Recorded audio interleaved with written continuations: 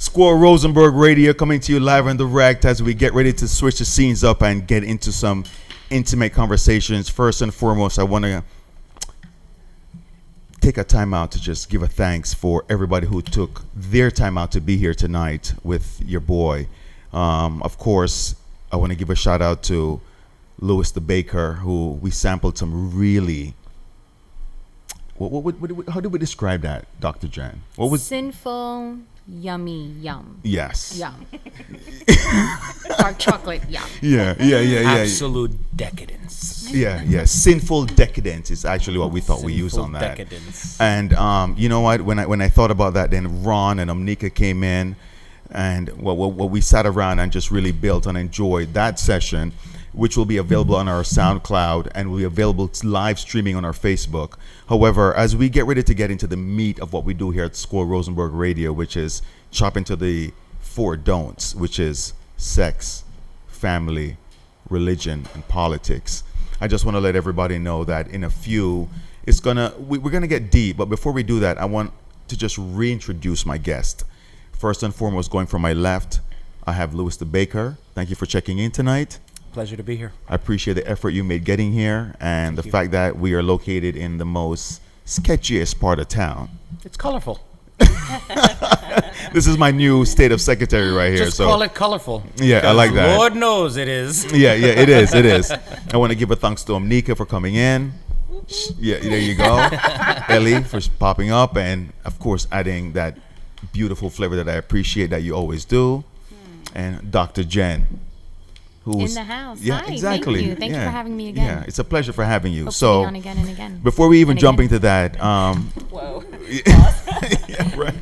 Yeah, why don't we do that? So before we even jump into really why it's an honor to be here, I just want to let everybody know that, when we met Louis here, my wife and I were I picked you up from work, and she was like, "Yeah, let's go have a drink real quick."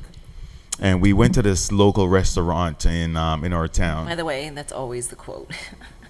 Pick me up from the train. Let's go have a drink.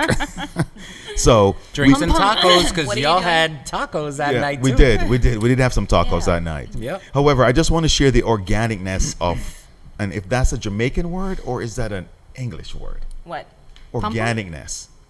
We'll call it Jamaiclish.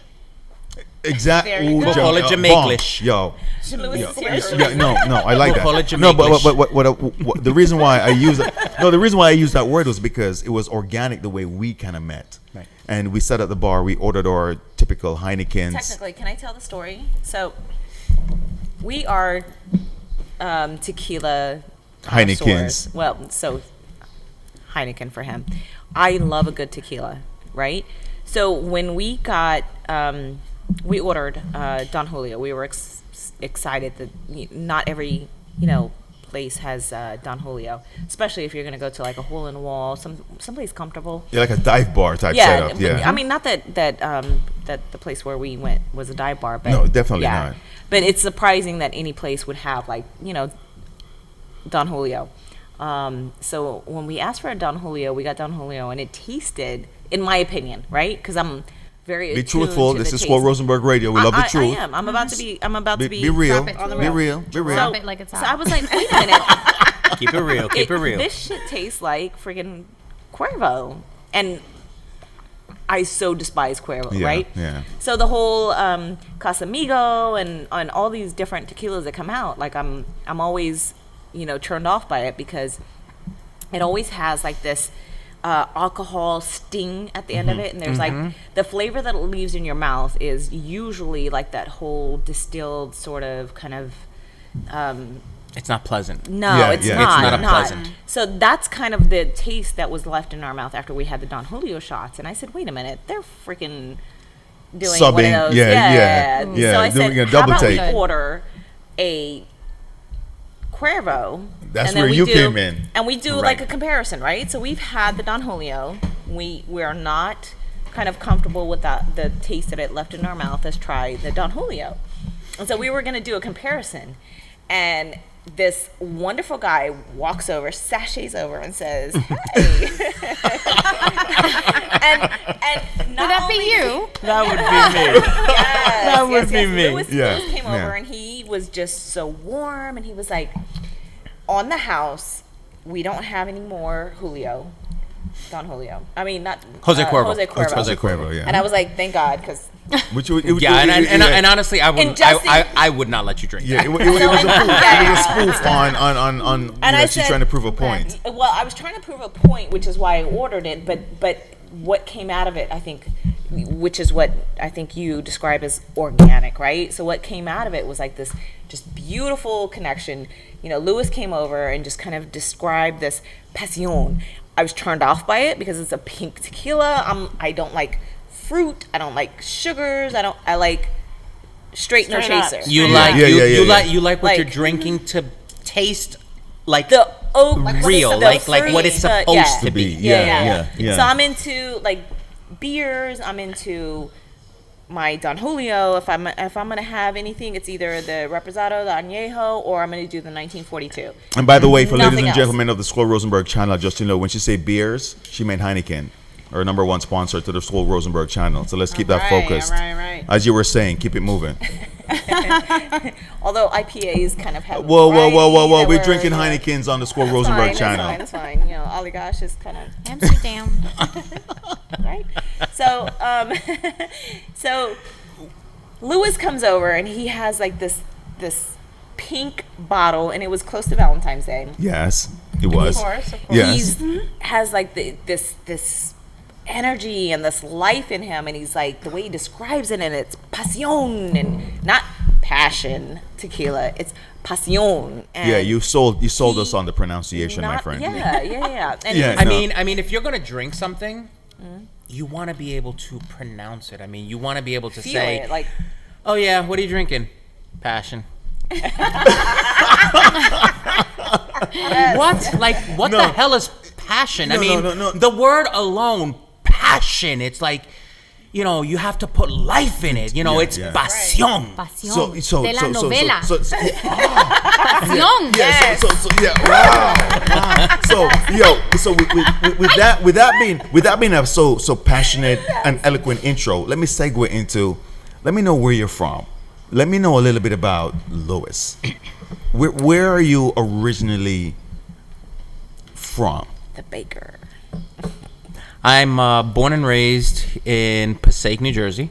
Okay. I have one younger brother, almost 9 years younger than me. My parents to this day are still together, and they just celebrated their 46th wedding anniversary. Yeah. Oh wow! Beautiful. Yeah, let's salute Just that. celebrated their Absolutely. 46th wedding anniversary. That's big. That's big. And it's been rough. I'm not gonna say it hasn't been. In what way? I came out not too long ago to my family in 2004. Oh, let's salute that. Let's salute that. And it was hard. That's big. That's it was big. hard. I mean, I always It's big. I always had that weight, and I just couldn't, I just couldn't take it anymore because it was affecting my health. Yeah, what was that tipping point? What was it that said, F it, I gotta, let me do that. It was Squirrel Rosenberg way. I just said what was it that that's made you say, fuck it, I gotta make this move? I just have to do it because I said if I want to stop with the headaches, the migraines, the heartache, it was affecting you psychologically. I have to be true to myself. Essence. Yeah, That's right. Exactly. That's the word. I have to be true to myself, and my essence is not being in a closet. I mean, when I finally did, it was hard. It was hard. Why? Because of the cultural. It's the cultural upbringing of my parents and not accepting and whatnot. And you know what? And it took me a long time, and it took me up to this year, and not really actually distancing myself from my family. I've realized that, they're never going to accept it, and I'm still their son. So they still have a relationship with you. Now we're taking baby steps to build that relationship again. That's great. On their The terms. one thing, no, On your terms. it's on my terms. Wow. No, I salute. I salute. It's that. on my terms Yeah, because salute that. I do love my family. I do love my parents, and a long time ago that umbilical cord got cut, You know, people say, "Oh, you're a mama's boy." I'm not a mama's boy. Yeah. I'm very close to my mother. That's You know, beautiful. my brother was very close to my father. Okay. You know, that's normally the way it is with siblings. You know, if it's only Yeah. two of them, one will be closer to one than the other. Amen to that. I love my I love my father to death. My father just celebrated, you know, his 66th birthday on Wednesday, and I hadn't spoken to him since last year. Wow, no, actually before then. No, actually, it was like December the year before. And it was so good to actually call him on, you know, for their wedding anniversary, which was the 13th of this month. Right. Found out he was really sick, and I mean, I knew ahead of time, but he didn't know that, which once he hears this, he probably will, but then my mother will have to translate.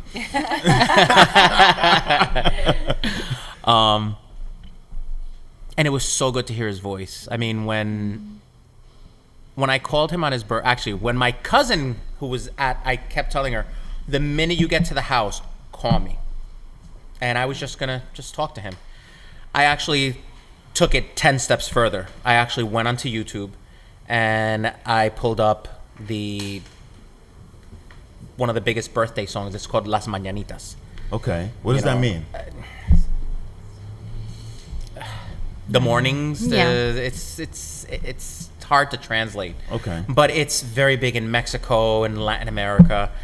And as I was playing that, I had the phone on speaker right by this, you know, I could hear him, you know, calling my attention. I just completely ignored him and I let the song play. Okay. And as it's playing, I'm in the background just bawling my eyes out. Wow. Because that's the second time that we've spoken, and it's just getting so much better. I mean, it's baby steps. Yes. Yes. You know, I'm yes. rebuilding a whole new relationship with my Yes, family. Yes. Yes. Even if they don't accept, which is fine. That's fine. I mean, my mom's 68 years of a cultural upbringing. It's not going to change overnight. Yes. Yeah, It's not going to, yeah, I accept that, and I Yeah. love my parents to death, and I know they love me, I mean, I'm their son. You know, will they ever meet my partner? You know, my husband, which will be in 2 years. Oh, you know, very soon that we got married. Wow. I don't know, but like I said, it's all just baby steps. Yes. I'm trying to put his experience into perspective, where if I was like passionately in love with someone, you know, and I couldn't bring you home, and I couldn't, like, it wasn't accepted that I brought you home, or that you and I had a relationship, that's devastating. That's like, Well, you know what makes it so much easier? My parents live in a totally different state. My parents live 860 miles away. my parents live So it's 2,000 easier. miles away. I don't know that I understand what you're saying, right? The distance that Right. that They you don't know, have to day to see day, it. you don't Yeah, have that yeah, relationship. Right. Yeah. Right. They don't have to be confronted with, Yeah. you know. My family, I mean, day to day, like, I talk to my sisters on a weekly basis. If I don't talk to them, it's there's something wrong, Right. you know. And same thing, before my mom got sick, I used to call them once a week, practically, you know. And if I didn't, it was something was wrong, you know. So to not be able to share that relationship, Yeah. or be comfortable with the relationship Yeah. enough to say, you know, this is my husband. That's devastating, and I can't imagine. But you know like, what? But you know what's being able funny? to- My cousin is my, what do you want to call it? Megaphone down there? Okay. Advocate. When you The- say the- down Yeah. south, you mean like My where folks are live in they? South Carolina. Okay. Yeah, they live inside. I mean, they migrated from up here down there. Okay. Um, That's actually a different planet. You know that, right? And culturally, on. you Yeah. are. Yeah. I it's mean, a we'll whole- we'll get to the brother Yeah, aspect of yeah, it in a it's- minute. Mississippi. Oh. So, Okay. I All right. know So just exactly what yeah, you're just talking let about. everybody know this is what we treasure on Squirrel Rosenberg Radio, is where all these different aspects are going to come, because if we thought we're dealing with differences and the aspects and the appreciation of the differences, when we get off Lewis and we get your perspective, it has to be profound. Well, I'm going to let you finish. On a but when- southern background, I know, because Yes. my brother, who I love him, Do I miss him? Yes. Actually told me, I was best man at his wedding. Actually told me when I asked him if he would stand by my side, on the most important day of my life, because it took me 42 years to finally find the person that I wanted to spend the rest of my life with. And I asked him, and he was like, no, I don't think I could stand there and watch two men kiss. Wow. I go, really? I go, love is love, no matter what shape or form. Love is love. If you don't like it, then just turn away. But to have you there would have meant the world. Yeah. But it's okay, because my friends, and they always say this, your friends are more your family than your own family is. Yeah, that is true. Sometimes, yes. A lot of That is true. Yep, Yeah, I a lot of agree. times. Yeah. But I give you kudos for accepting their love. Even your brother said, I don't think I can do that. But the fact that you said, I love you anyway, Dad, Mom, I love you anyway, and that you accept their love and you know that, you didn't tell yourself a story that they hate me or they rejected me, or you didn't start building this wall. You're right. Which is something we do to ourselves in any situation. We build our own story, we create characters, we house it, we nurture that story, and before you know it, we identify with that story. Yeah. You have not identified with it. You have kept it real. And I know my you have parents said- love me. Exactly. And I know they that's love me. such a beautiful she place always, to be. Right. And she always says, I love you. You're my son. But then I would take it a step further and say, then why, if you told me years ago that you love me unconditionally, why are there conditions? And let me just kind of go off of what Ellie was saying. It's hard, right? So you said, you can't imagine you not being able to bring your husband home or to your family. It's kind of the same. It's not so much that person. It's not your spouse. It's more of the acceptance of your role. Conditions. Your role as a person in their life. They known you as their boy, as their world, as their whatever they perceive their son to be. And because you've become an outlier, so to speak, out of that role, it's very hard for them to accept. So it's not the spouse, it's not the other person, that's an outlet. I think it's just definitely way more the perspective of your role is not the traditional way of being, and that is what kind of spooks people out. Yeah, that's true. And like I tell everyone, and even a lot of people tell me, oh my God, the day your family, your parents meet Oscar, they will see how much he truly loves you and how much you love him. Oscar is your partner. Oscar is my partner. Yeah. And it's you and your brother? Or you It's the only just siblings? it's just my brother and I. Right. And you're the It's just oldest. and I am the You're oldest. Wow. So I think it's fate that we're at this table right now together, because not only am I from the South, so I understand that mindset, but my dad was gay. Wow. And so I can tell you from this other perspective. And a Southern. So my father was born in 1928 in Florida, and black man, gay. They didn't know what really that. Nobody knew what that was. Who don't want to take that on? Right. I'm already behind the eighth ball at being that black. time. Oh We're my And in then God. throw gay on top of that. Yeah. It's just like Like when they say We're- triple threat in terms of like your Right. talent in this case, it's Right. Wow. you're Wow. black male and you're in the South and you're gay. Yeah. First person in his family to go to college, served in the Korean War, Yeah. went Yeah. overseas Yeah. Wow. to Japan and taught little Japanese kids music. Came back. My mother, who was 15 at the time, people can't understand this. She was 9 Your years younger mother. than my mother. Not your grandmother, your Not mother. my grandmother. 15 at the time. Her mother tells her, and she was a very stunning, beautiful woman. And I can see those of that. We us can of see color- that. We can see that. We can see that. Yeah, you got the jeans? Those of us of color at the table will know what this is like in the black community, where is, well, we're all of color really, but it will know what this is like in the black community where someone looks white and they can pass as white. That was my mom. And so she was a commodity at 15 years old.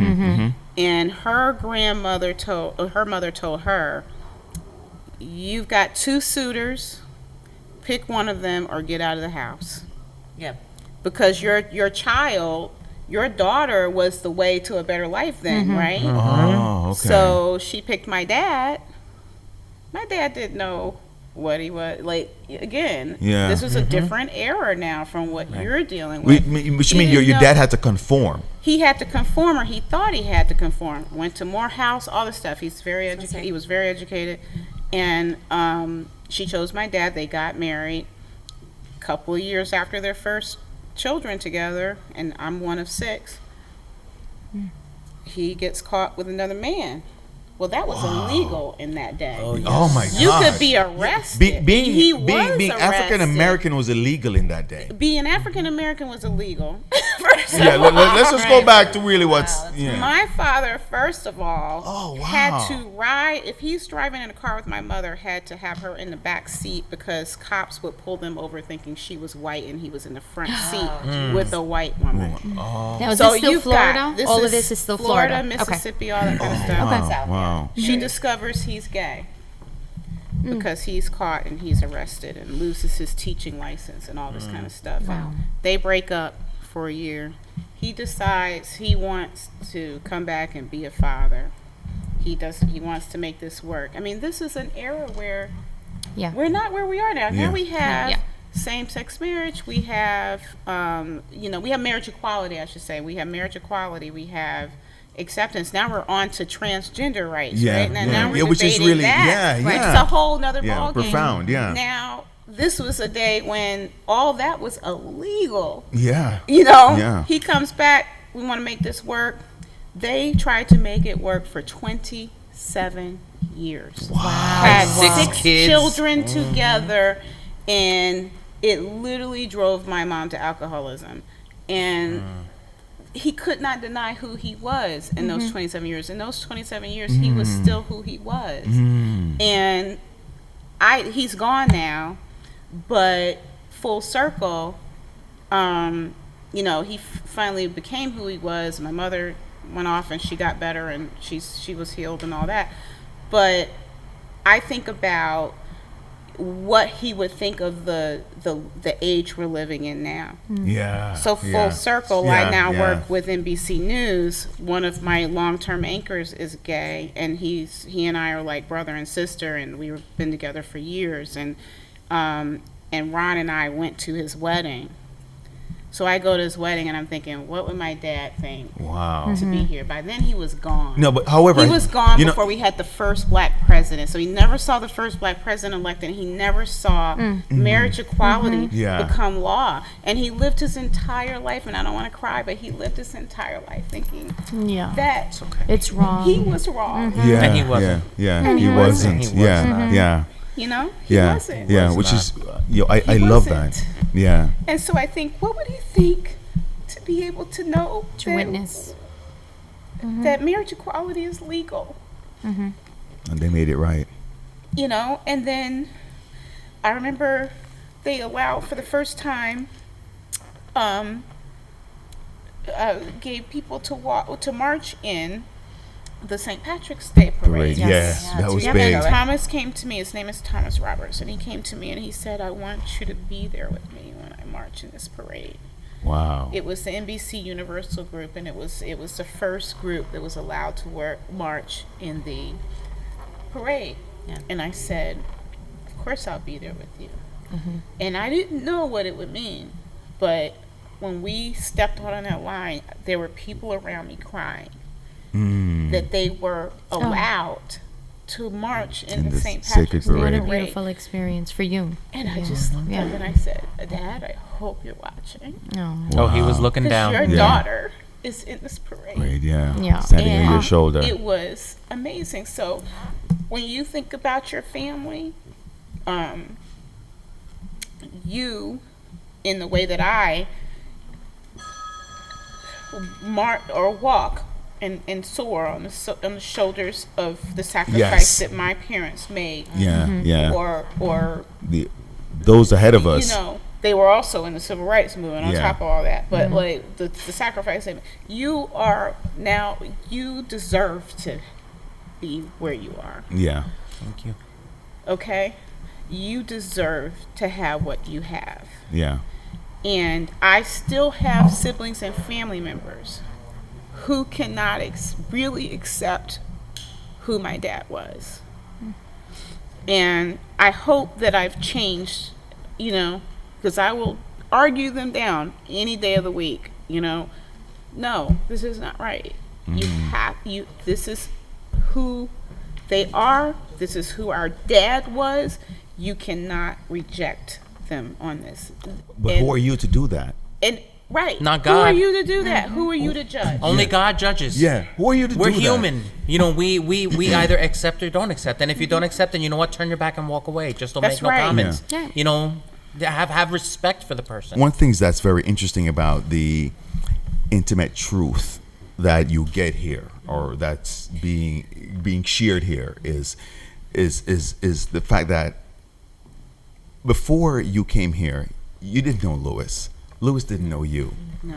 However, by talking and communicating, is it communicating or communication or whatever you want to call it, the vibe, you realize that your issues are not unique to you, Exactly. Yes. which is really what's the meat of what I like to get here at Squirrel Rosenberg Radio, because when we share our thoughts, and I think that's what this country is lacking, this open communication and the acceptance of our differences. In the current political environment. You know, which is something we're going to touch on a little bit later, but I didn't want to segue into that yet, because we, as I said, we touch on the 4 don'ts, which is politics, religion, family, and sex. What was this? This is kind of... No, kind no, of a mix no, of no, no, This no, was because a menagerie. no, it was. You know why? Because Actually, it touched on everything. It touched on 3 of them. So we That's can a call it a precursor. menage a trois. Of, you know, 3 topics. An organic An menage a organic menage a trois. Yes. yeah, exactly. No, but what I'm saying is I didn't want to stop the flow of the energy,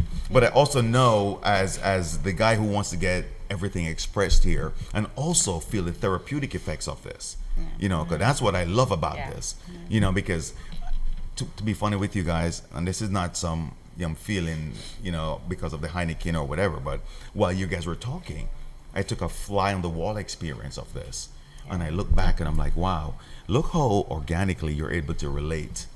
Which means anybody watching this or hearing this on Squirrel Rosenberg Radio or Squirrel I think Rosenberg we're all TV touched by it. is going to be connected. So, you know what's so funny? I want to raise your glass, the Heineken bottles and whatever you're drinking Or to. passion. Yeah, the passion to Omnika for really adding that really extra. Thank you. Yeah, no, really, I I didn't really want to bring appreciate us you. down, but like, I felt No, that's No, not that's bring- good. No, that is not Elevation. breaking it Yeah, it's down. elevation. No. You know. As we celebrate Omnika for the great input on, you know, what she shared. And, you know, as we say, Squirrel Rosenberg Radio, stay tuned. Welcome back to Squirrel Rosenberg Radio. And for those who are streaming us live on Squirrel Rosenberg TV, just want to let you know the classic music you're hearing will be available. Thank you, Sound Nazi.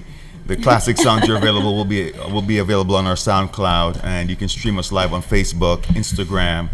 We're going to be saturated on all the social media channels. Ladies and gentlemen, we're in the second segment of a wonderful interview. I mean, I paused for a minute because I was looking for the right adjective. And Dr. Rodriguez, so far, if I were to ask you to summarize what we've experienced, what would you say on that? Luis, first I want to say I love chocolate. I love dark chocolate, but this vanilla bean is divine. Ooh. Yeah, So we'll that's- start off on that, but everything has been amazing. I think we have amazing guests, so you're right on. Yeah. Everything is literally happening organically. I think we're going to flow, so let's hit it to the next question. Yeah, Do it. we will. I just want to swing over to giving a big shout out to Omnika for really bringing Yes. the connection on that last Yes. topic. You know, Yes. that was, and what's so funny, you know, if you were to hold a gun to my head and ask me to script, you know, I couldn't have scripted that, and it was, You it was, can't. yeah, You and- couldn't. You yeah. couldn't. I mean, I was holding my emotions in.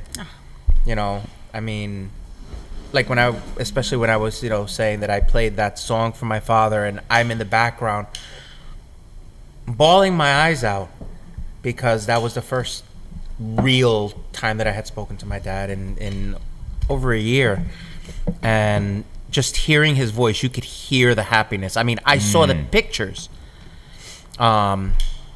afterwards, and it just felt so good, to know that little by little everything is going to be getting back to the way, maybe not the way it used to be, but to let my for my parents to know that even though we didn't talk, I always thought about them. I always prayed for them. To have God always watch over them. Yeah, that's beautiful. And to protect them. I love that, because at the end of the day, what I hear from it all, especially the story that she shared, was the fact that we all stand on each other's shoulders through generations. Yes. And the sacrifice your dad made, I don't think he would realize that it would be reflected now. And I had the pleasure of meeting somebody who was born in the same era, and he shared his story, and I asked him, what was it like to see Martin Luther King say his statement? What was it like to see Obama come to president? Yeah. What was it like to see President Trump now in president? And it was so profound, but we get to stand on each other's shoulders. So before we even get deeper than like we tend to do, I want to run into something real quick. We have this Games of Humanity thing that we're going to run through. I'm going to pick a couple cards. Finally learned what and this is. we're I don't know gonna what see this what's is. up. We're going to shake this up. Does anybody want to trade? No, Can somebody explain what this is? What are we doing? What is this? What's the game? So here's what I'm going to do. I have these cards, which are the questions. I'm going to read the question, which leaves a blank space. And what you're going to do is you're going to pick your card that best fits that blank. Oh, okay. Okay? And what we're going to do is we're going to allow... Our blank? So What You blank? have the blank. No, I'm going to read the based on question. Oh, okay. Yeah. Understood. I'm going to read the question. The question is going to have a blank. But there's a caveat, right? So there's a question he's going to ask, and the question can be social, political. There's some seriousness to the question, but the answers to have at hand are random and are supposed to be the most comical. So you're kind of It really doesn't have to be It's called Cards for Humanity for a reason, because you're kind of sort of shedding comic relief to. True. However, it doesn't have to be comical. It could just be your perspective on the best answer for that blank. Oh, no, these But are but the answer has to be on the card. Yeah. Choose These your are best comic. answer And what's to so funny? be- What's so funny? To Just be want to hilarious. I just Okay. want to let everybody know on Squirrel Rosenberg Radio right now. This is going to be a quick segue into our next topic, and I'm going to let my guests know what the next topic is going to be until we finish this game. So we're going to crack into the Games of Humanity. All right. So here's what I'm going to pick the card, and I'm going to read the card. So here we go. Go. In LA County Jail, word is you can trade 200 cigarettes for blank. And You pick your card. Okay. Pick your card. Just pick your card. Okay. Normally you would put the card down and I would read it, but Okay. what I'm going to do is I want you to pick your card, hold your card. I'm going to repeat the question and then you're going to fill in the blank. So pick your card. Can I pick two? Because whoa, that's a loaded Can I question. phone a friend? That is a loaded Can I phone a question. friend? I was gonna say, All right, ladies Can and I get a gentlemen, lifeline? we're Trade trying- you. Ladies and gentlemen, we're trying to make this quick. Ring, ring, So, in LA County, for those who are short, in LA County, for those who are short memoried, in LA County Jail, word is you can trade 200 cigarettes for a blank. You're allowed to pick one answer, but for our guest, the baker, Louis, he'll pick two. What For if the you don't- baker, he'll pick two. What if you don't like your cards? What if none of your cards are fun? No, you Oh my God. have to, yeah, Oh my yeah, God. yeah. Yeah, you have to pick a. God. Okay, let's go. We're ready. Okay, here we go. I'm gonna go with Dr. Jen. Dr. Jen, No one's beating me on this. Dr. Jen. I know the question. in the LA pen. County Got it. Jail, word is you can trade 200 cigarettes for. He's got A you. middle-aged man on roller skates. Bam. You like it. You like it.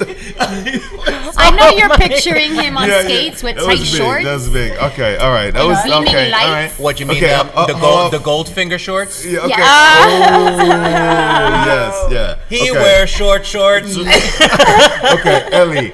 In LA County Jail, word is you can trade 200 cigarettes for. Lance Armstrong's missing testicles.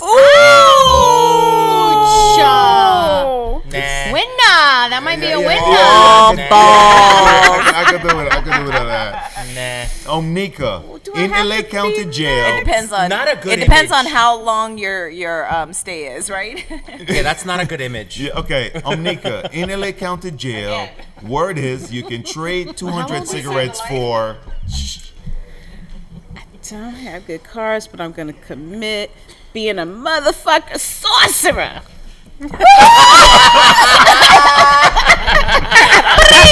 Yeah, that was, I sold it, right? I sold it. I had to sell it because it was not good. Magic You did. Okay, so we're gonna go to our guest who has a double whammy on this one. So I'm gonna ask him the question twice. For your first answer, Louis the Baker, our guest for tonight on Squirrel Rosenberg Radio, in LA County Jail, word is you can trade 200 cigarettes for. Well, I mean, you could just ask it the one time because these two answers actually go together. An oversized lollipop for some half-assed foreplay.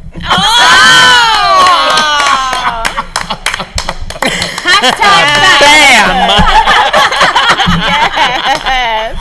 Bam!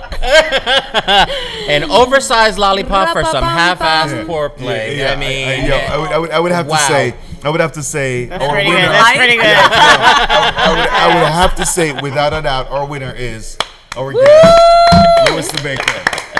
Wow. So let me use that as I a raised segue. my Heineken to that. Yeah. Raise my Heineken to that. Big. Our great sponsor. No, this is big. Our number one sponsor.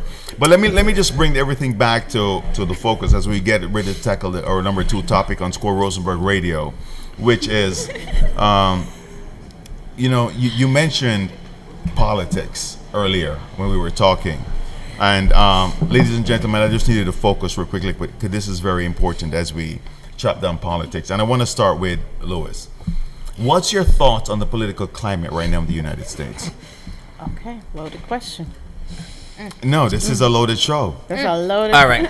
Let's get loaded. Yeah. This is a loaded In show. one word. Yeah. Oh, yes. One word. Shit show. Okay. It is an absolute shit show. Yeah. No, put together. With a hyphen. A hyphen. There's a hyphen. A hyphenated Shit word. hyphen Hashtag, hyphen, what else? Apostrophe, shit shows in the many arenas. Yes. Yeah. I mean, Mr. Chump, because there's really no other word to call him. I mean, I can't address him as president, whatever his name is, tampoco because señor, he's, no. yeah, he's not a gentleman. He's No. not. He's nothing. Yeah. I mean, years ago he was taped Senor, in come saying, over? that he would choose to be, run as a Republican because Republicans are stupid and they would believe anything that comes out of, yeah. I mean, Hence, come on. current day. Hello. I mean, come on. It's this guy thinks that everything that he said in the past has not come to fruition, hasn't been already thrown out on the table. But yet, America today are uneducated. There's really nothing else. But it's so funny. A good friend that said to me the other day that the same passion, the same drive that put Obama in power is the same passion and drive that got Trump. Well, you know what the Republicans wanted? The Republicans wanted a businessman who filed bankruptcy 4 times plus. Well, I mean, and they wanted a businessman. Well, you know what? That's what they got. And unfortunately, now we have to suffer the repercussions and the consequences. But you know what? On the flip side, though, is people keep, you know what? Let's give him time. Let's see what if he can really prove himself. Ladies, feel free to You interject. think up because look Yeah, at feel free Donald to Reagan. interject Donald Reagan. Excuse me. I'm sorry. Forgive me. Oh Lord, That's rolling Reagan. over his grave. Close Rolling enough. over Yeah, I his know. grave. Just saying. Ronald Reagan. Rolling over. Yeah, Just Ronald saying. Reagan was an actor. Yeah. Okay. Model, actor. Yeah. Who ran a state? Though. Yes. Correct. Well, he did. He had some political But look background. at what's his face. And then you're fired. Arnold Schwarzenegger. Well, he's in Cali. Cali's, Hey, well, they're all tight and tan. They're a different planet. Yeah, it is. I mean, Yeah, they need to loosen their corsets. They need to loosen their jock straps and their G strings and all that stuff, and just look at reality, because where is the reality? So They I have no a question reality. for you. Yes. So everyone, and I'm going to go back to. I'm a huge fan of Brene Brown. Brene Brown is an author, and she speaks about like having your.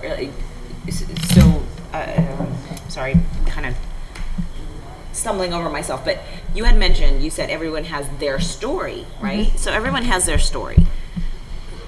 And I think what Donald Trump did is he spoke to the majority and their story, right? So Brene Brown is an author, and she talks about having your shit story, right? Your shit story is sort of your first draft about, an incident that you experienced in your life, right? So you're like, you blame everybody else, but at the end, when you look at the whole scenario and you kind of see what actually happened, you kind of take a step back and you say, wait a minute. Why am I feeling this way? Why do I feel this happened to me? Why, like you dissect the situation, and you kind of, for your own growth, you try to understand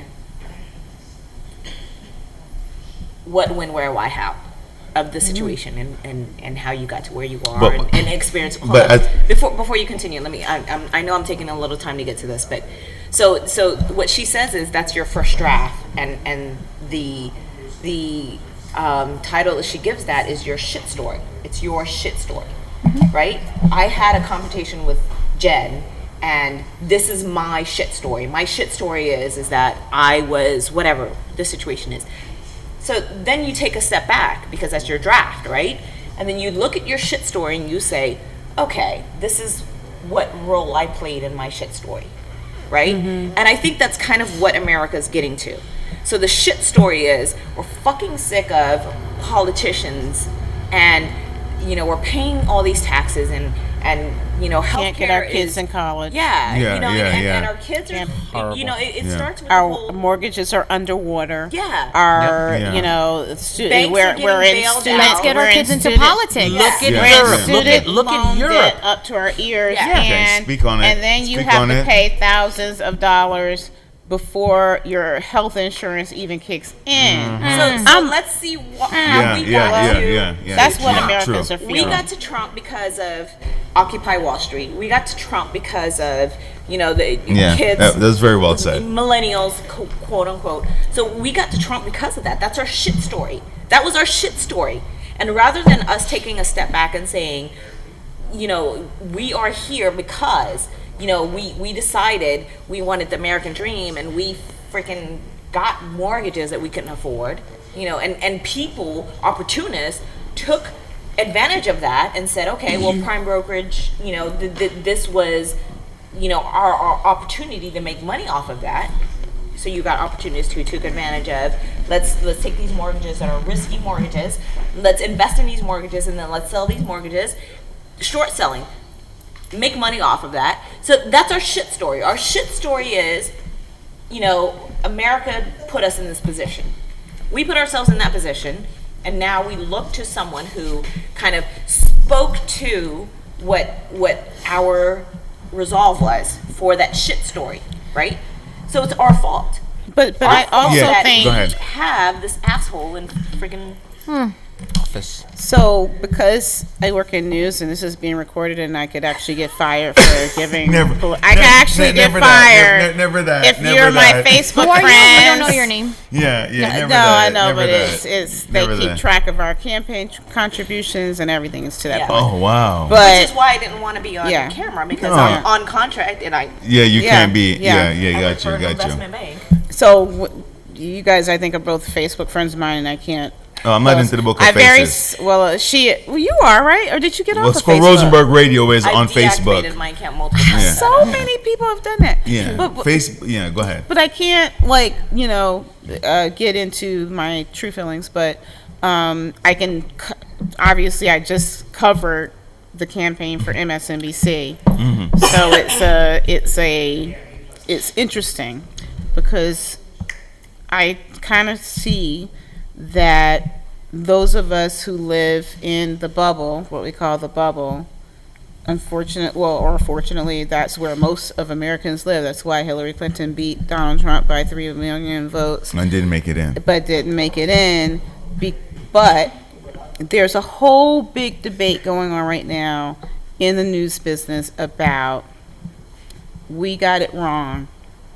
We didn't listen to what That was is true. going out That is true. on That is true. in Middle America. I hear that every day. The polls were wrong because people didn't want to tell pollsters how they really felt. So what's the answer to that? So there's a couple of things. One, just calling Trump supporters uneducated, as much as I feel that education is a big part of this, is not going to get us there, right? It's not going to get people to realize what the issue is. And this goes back to our original talk about, your story and my story and where we are as Americans right now. There is a section of America that does not want to hear what we in New Jersey and New York and California and It's more liberal states. and the whole eastern corridor and the western corridor, whatever you want to call it, they don't want to hear what we're talking about, and they don't see it the same way. Because they- is it because of an educational difference or geographical difference or It's all of the above. It is, and I have a lot of family in South Bend, Indiana, corn country, whatever. I mean, Indiana is corn country. Have you ever driven through it? Is it GMO corn or regular corn? Whatever, GMO. GMO, Don't get me started on that topic. whatever it is. Non-GMO. No chicken, no Non-GMO. corn, see no is soy. corn. The non-GMO. And have you No ever soy. driven from here to the middle of the country? Have you ever taken that drive? Pennsylvania, Ohio. Ohio, Indiana. You just see corn That's it. Just open and fields. cows Yeah. for days. Scary. In that section of the country, in the South where I'm from, they very much see it as a culture war. So it is, you're in the South and you're in the Bible Belt. You grew up loving Jesus. If you love Jesus, you can't love gays. It's just not. It's just not compatible. Or you live in the what they call the Rust Belt. Yeah. I heard the And Rust you've Belt. seen, I grew up visiting my mom in South Bend, Indiana for years. And at one point, that was a thriving town. I was shocked to go back to it last summer when my daughter had a soccer tournament in the area. And I'm like, oh, let's go see South Bend. There's nothing going on. So- there's no so- economic so- growth. so what- You worked in a car factory. The car factory is closed. Do you know, as that auto worker, that automation is the reason why your job is gone? No, but you you're- think NAFTA is the reason why your Yeah, job is exactly, gone, and but- maybe that's true. Go ahead, but Doctor. there's also Again, automation. It's No, go the ahead. and it's It's the education. miseducation, It's miseducation. of what's happening in that geographical Right. area. And it's so sometimes I would wonder, and just me being from the metropolitan area, New York, New Jersey, I couldn't ever fathom myself living. To me, that is an absolute nightmare of mine. I wake up and I'm Living in the middle of the country. and I'm in the middle of the country. And those factories, were phased out in the 80s, like basically in the 80s. No, like big before the 80s. Before you right? mean The before silk the industry was 80s. like Like the a 50s and 60s. Yeah, Yeah. that's once you hit the 60s, 70s, yeah, it just and like Yeah. Yeah. went But down. what also, Patterson, and you know what? we take it for granted that we live in the north, and Yeah, you know, we do take a lot we're for granted. enlightened, and we're in Clinton country, we're in blue country, and it's going to Yeah, stay that true. way forever. No. Well, no, Yeah, it's not. yeah. Because just as this conservatism has encroached on how many blue states did Trump flip in this election? Traditionally blue states, he flipped. It's going to encroach here too, and I see it because I'm in Wayne, New Jersey, which is a Republican town. And if you don't have Patterson and you don't have Newark, New Jersey is not, and you don't have Patterson, Newark, and Montclair. That's what makes New Jersey blue. Yeah. Those Camden. three. And Those Camden. three. Everything in Camden. Everything else It's just encroaching on is that. red. And let me tell you what Patterson has. A lot of immigrants. Yes. Squirrel Rosenberg Radio, as we refreshed or not only our glasses but our minds and got some fresh bottles of Heinekens on the table. Everybody, let me just lift our glasses and toast to a wonderful organic powwow. I mean, the conversations kind of Agree. zigzagged and went Agree. a couple of ways, but I got to really bring things back. But before we do that, no, we're gonna do that. But before I even bring back to the topic we were talking about, let me just segue to this. What do we have here, Lois? This is a fusion cake. This is a combination Puerto Rican and Mexican dessert. Okay. Mexican being a tres leches, or 3 milks. Okay. Puerto Rican being a piña colada cake with coconut, pineapple. Two of my favorite things. Tres leches cake and pina colada. Oh, that's big. Yes. And I'm pretty sure when Ron said, "Hey, let's go check these guys out," this wasn't on your to-do list. This is not on your to-do list. No. So go ahead. Hashtag treats. I mean, if You're welcome. yeah, I mean, Hashtag gracias. de nada. I mean, if you are lactose intolerant, this is definitely not the cake for you to eat. But We're doing it. No, but before you we have to. I mean, even if you have a small piece, I mean, it's worth the pain and the suffering and because God knows I'll be suffering, but 2 let me hours tell on you, the treadmill the Yeah. next day. Yeah, right. yeah. So but it'll be worth it. So for those who want to, because what we're about to do here on Squirrel Rosenberg Radio, and for those who are privileged enough to stream this live on Squirrel Rosenberg TV, is we're about to cut into this cake. So before we do, could you just reiterate what and how people can get in touch with you? They could reach me on Latin_Baker on Instagram. I'm also on Facebook under Luis, Luis, and the letter N, Oscar Rivera. And you can also send me an email at lifesweeterwithcake@gmail.com. Life Sweeter Nice. with Cake. Life's sweeter with Yeah, cake. yeah. I love that. Listen, there's so much love you. here. Can we Thank like feed each other like a wedding? So refresh our memory on what we're having here. This is a golden butter cake. A lot of butter. Y'all. Yeah, we can't argue with that. Yeah, the butter is A always lot really of good. butter. And a lot of milk. Okay. Everything I'm allergic to, but Coconut and pineapple. First plate. everything I'm we allergic to, but go. this thing looks too incredible. My God. And what's so funny is, as Lois cuts into the cake, I just want to give a big shout out to everybody behind the scenes. I want to give a big shout out to Manny holding down the camera, E-Dub on the sounds, my daughter Nicole who just walks into the scene. And what's so funny is, we started slicing up the cake. You know, E-Dub says, "Don't forget the crew." So we're Are you definitely kidding me? We yeah. got plates for them right here. Yeah, we definitely we are gonna be sampling this simultaneously, ladies and gentlemen. I want to give a big shout out to my boy Flaquito who just walked into the spot. In the streets we call him Mr. Dr. Rodriguez. Dr. Rodriguez. Can I turn it up? Yeah, exactly.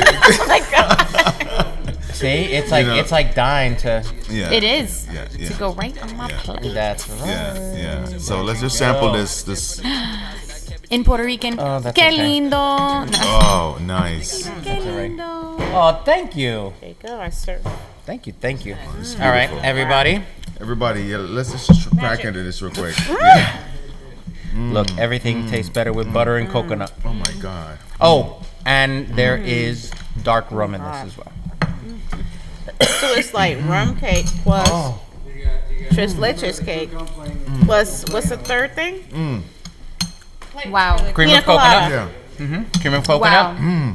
Pineapple juice. I think the Wow. best part, it's not that sweet. Yes. For having yes. butter, was it. yellow, Yes. coconut, cream, 3 milks, Yes. rum, Yes. it is Yeah. not that sweet. and pineapple juice, because you know pineapple juice It's- itself is sweet. Louis, I mean, It come on. is perfectly balanced. You Yeah, have yeah, outdone yeah. yourself, sir. One Thank thing you. you'll get at the Rosenberg Radio is the truth. You know, that's what we celebrate here. And I'm telling you right now, I mean, Dr. Rodriguez hit it on the nail. Thank you. It's not sweet. For Can I having- remix? This cake is a real crowd pleaser. It really Big, is. It big, is delicious. big, big. Rewind. Come again. Select that. Very Ronald good. laugh at me because he thinks I can't do patois very well.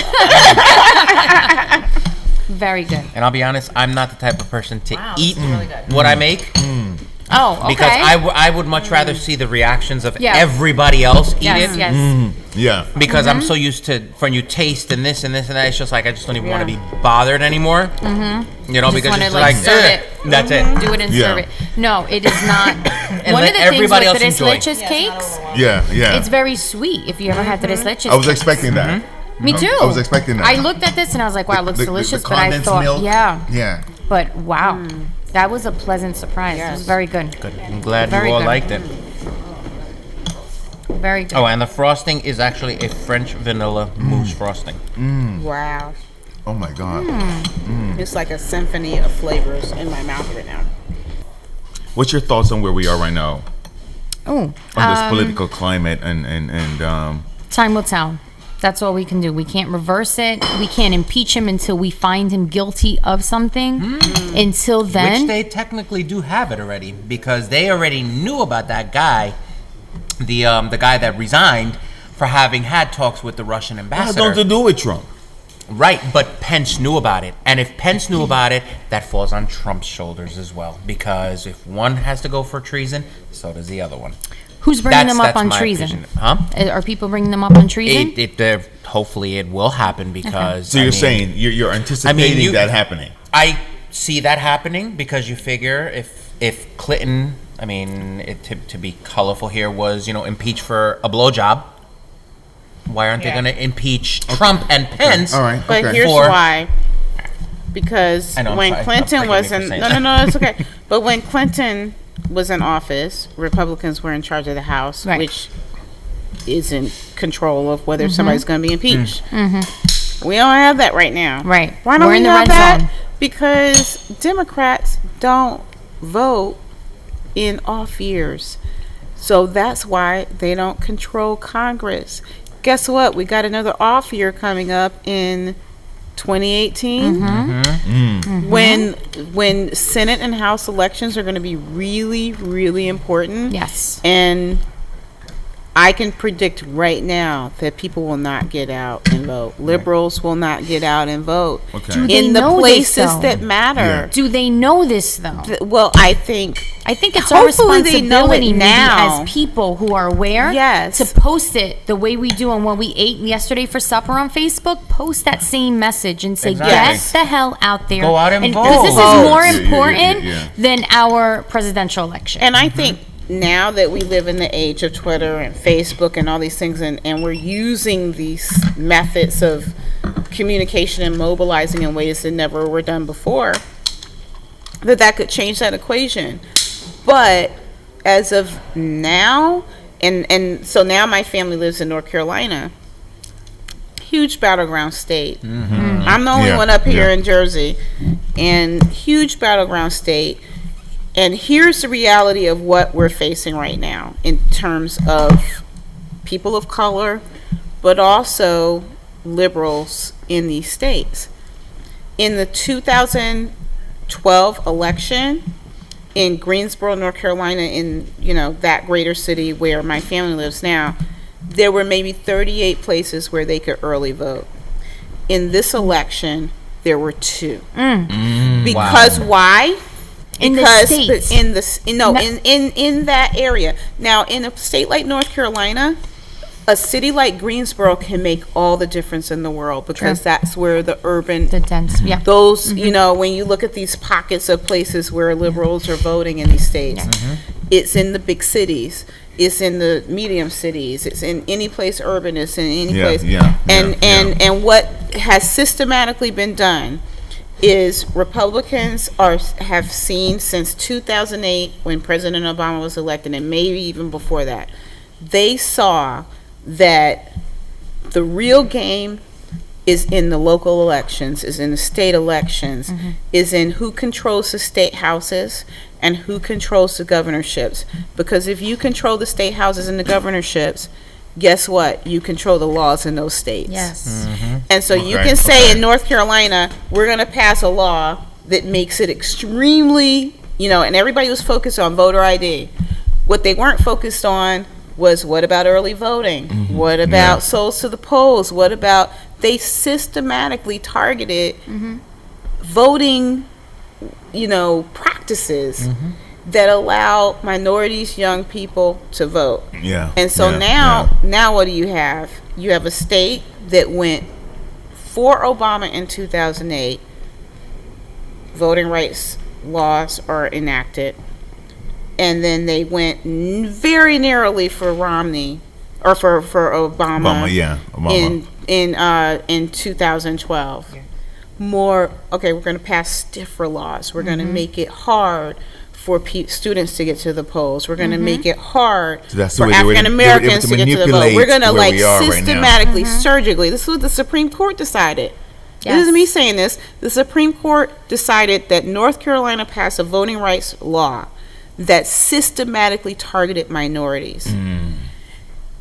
But a portion of that law was allowed to stand. What was that portion? That portion that allowed, that cut out the number of places where people could early vote. So let that decided North Carolina. So we realize where we are, the quagmire we're in, and we say, okay, I'm going to give you guys, all my guests tonight, a quick ability to say, what would you like in an ideal political climate? So let me rephrase my question. I'm going to give my guests, every single one of you, to tell me what would you like in an ideal political climate, because there's 2 other topics I want to touch on, but I'm going to use this to wrap up our political genre of this Rosenberg movement. Lewis, in an ideal political climate, what would you like? You are the president of the United States of America. What would you like to see happen? Balanced budget and world peace. But that's not reality. No. But no. So I listen. Forget reality. I'm just saying, in an ideal world, is that an adjective or a noun? Ideal. I think it's an adjective. I think it's an adjective. I mean, in an ideal world, definitely a balanced budget. Because balance meaning. Again, not in the position that we're in now. I mean, the situation that we're in now, economically. Even if it's not balanced, because no country will ever have a balanced budget, because the United States is always out helping other countries be able to stay afloat. And that's what makes the United States such a powerful force, because we're always not just thinking about us. We think about other countries that need help. Okay. Because if we help them get strong, that will make us strong. True, and then true. that will bring them as our allies. True. And that's the problem with Russia. Russia only thinks about Russia. If you're gay in Russia, they will kill you if they find out. They will kill you. So Russia is so back-ass half-words. But then that comes to another, I totally changed it. Yeah. Yeah, because to summarize, in an ideal world, for you politically, it would be world peace and a balanced budget. And balance the budget as best as possible. In an ideal world, in an ideal world, an educated American populace, because that's big. our ignorance has led to where we are. An educated American populace means that we care about our public schools. Yeah. We care True. That about was deep. the education of our children, because, no matter whether they live in the inner cities or rural America, because we live in a world right now where and I work in a news business, and we live in a world where people can make up their own facts and accept their own facts, and if they don't want to hear it, then they can go someplace that's speaking, that where specific, that's speaking their language, confirm what they're thinking. confirm what they're thinking, and they don't have to care about facts. So, in your ideal political climate, your mantra would be? I feel that if people are educated, they will make the right decisions. And Ellie. Yeah.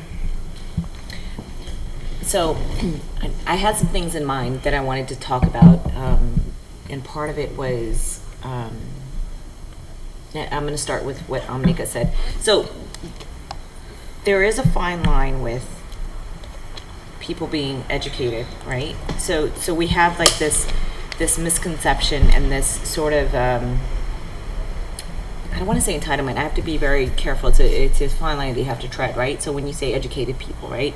So there's people who kind of choose to hear facts and accept them, or hear what are your facts versus someone else's facts, and I want to be very careful to say this, because it's not about going to college and getting an education,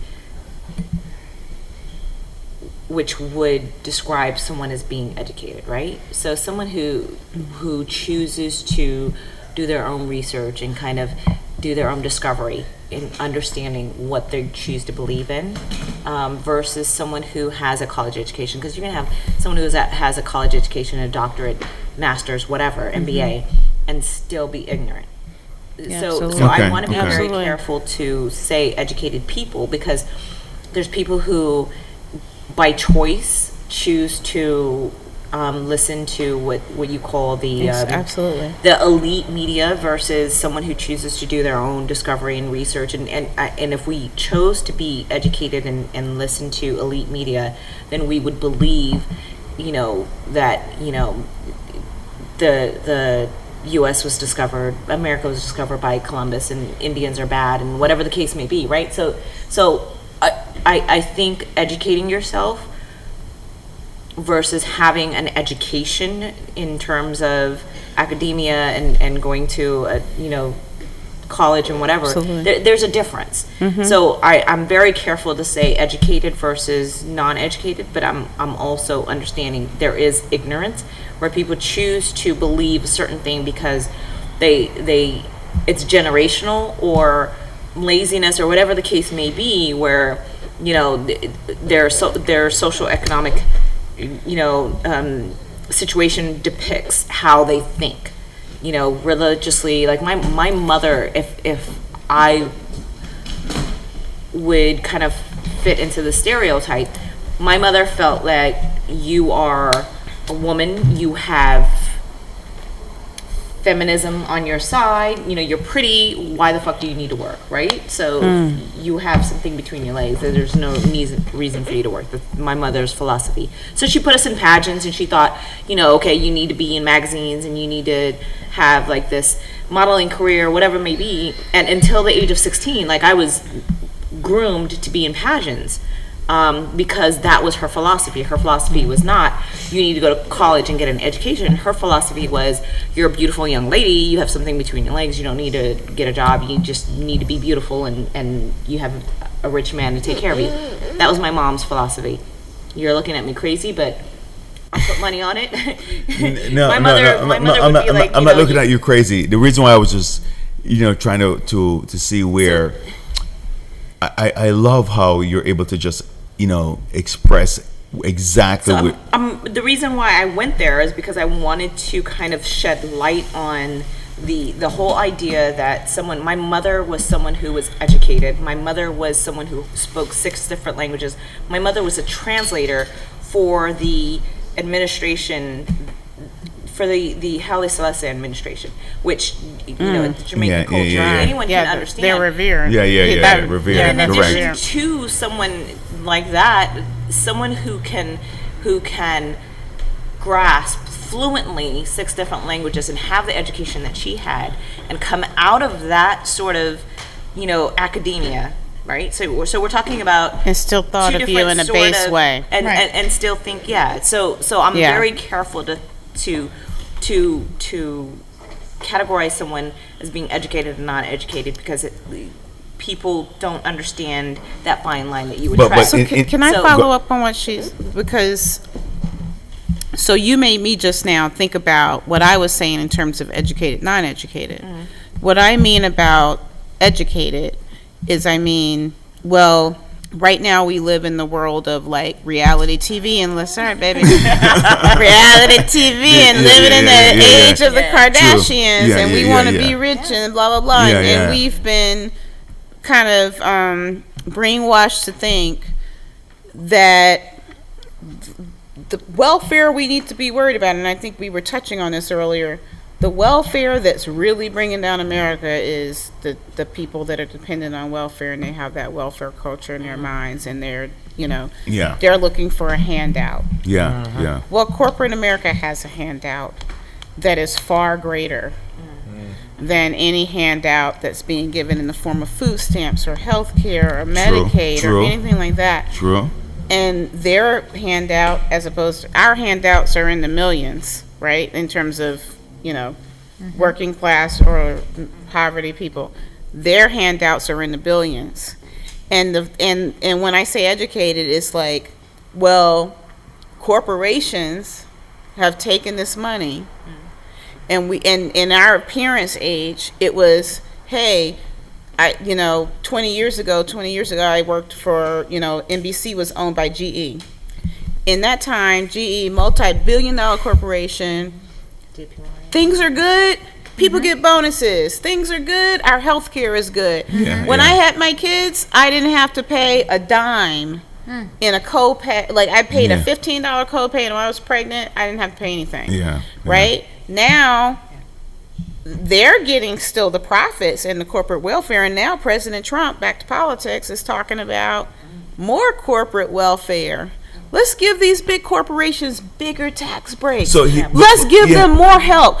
But the problem is, they got more help that trickled down. Then why am I paying more health care? So here's why, is that trickling down to the everyday I hear person? exactly what you're saying. But today, President Trump, in a speech to CPAC, said, we're going to end, we want people to think no more welfare. We don't want a handout. We want a better job.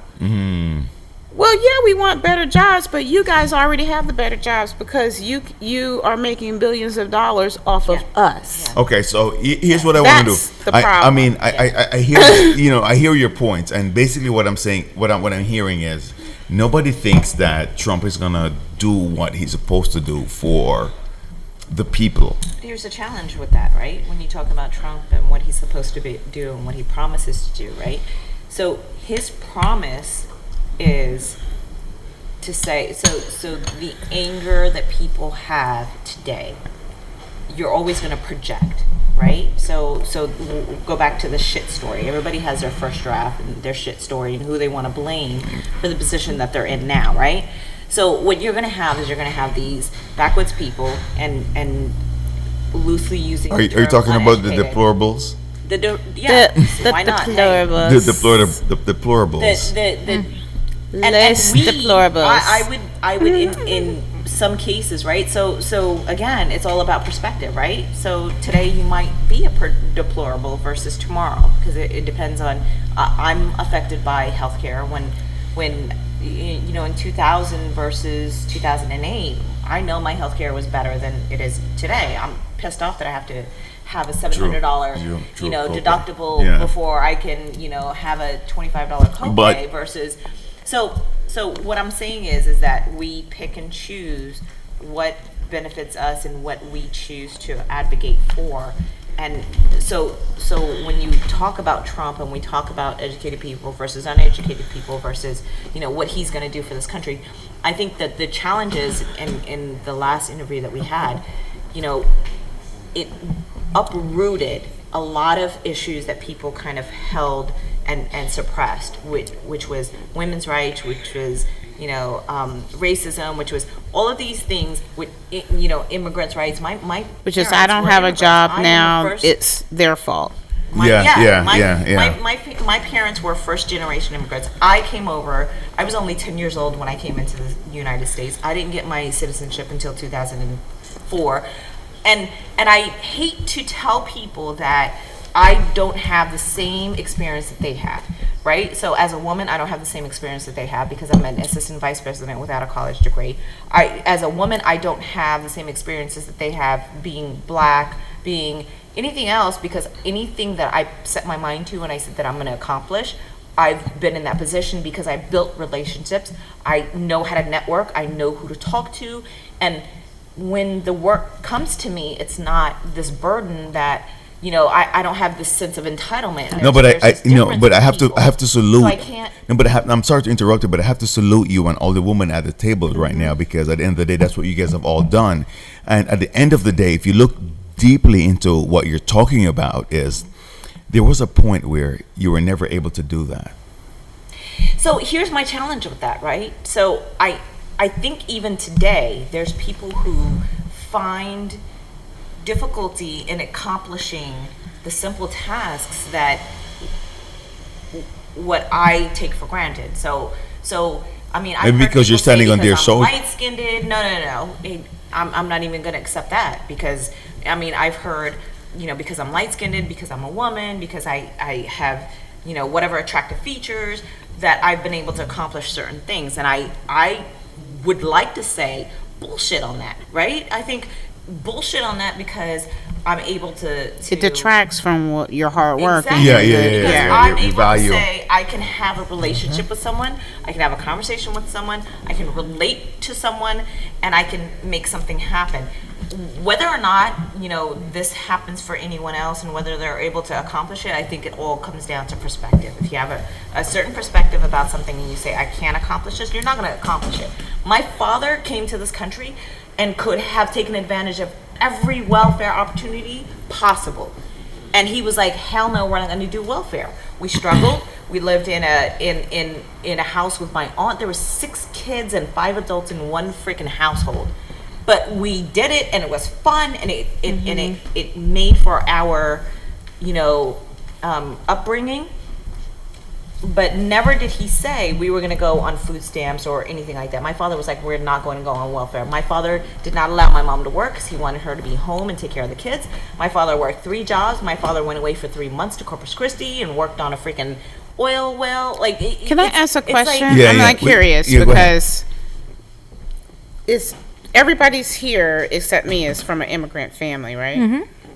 So Ethiopia. Syria and Puerto Rico. Yeah, crazy. Yo, how did that happen?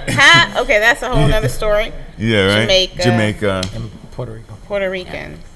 But Puerto Rican is pretty much U.S., right? Or do you Now still it is. consider yourself immigrant? Yeah. No, Community. I'm born and raised here. But Yeah.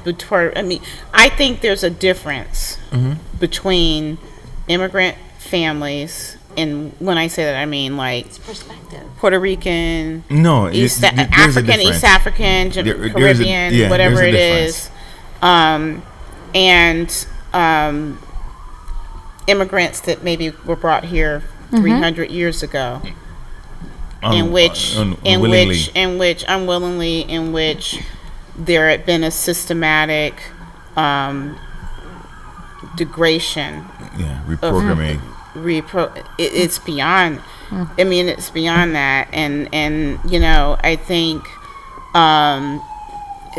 people from immigrant communities, and that's including Caribbean and African. It is just not the same. Go step into, and I know that people, and I've obviously my husband's family is Jamaican, and I get this, and I've dated many like African men, but however, but so I get it. You know, like it's a different experience, and I think the difference that I see is that there has been a conditioning. There has been a mindset. There has been a systematic separation of families. Separation of families. So people from the outside come in and they say, well, why don't African Americans just pick themselves up? Why do they depend on welfare? Why are they in the condition that they are in? And frankly, more white people are on welfare. But however, you know, why are these issues? Why is there Chirac? What's going on? And they don't understand. And what they don't understand is that yes, they came here from heart. You were able to come here and have parents who were able to work hard and see the fruits of their labor.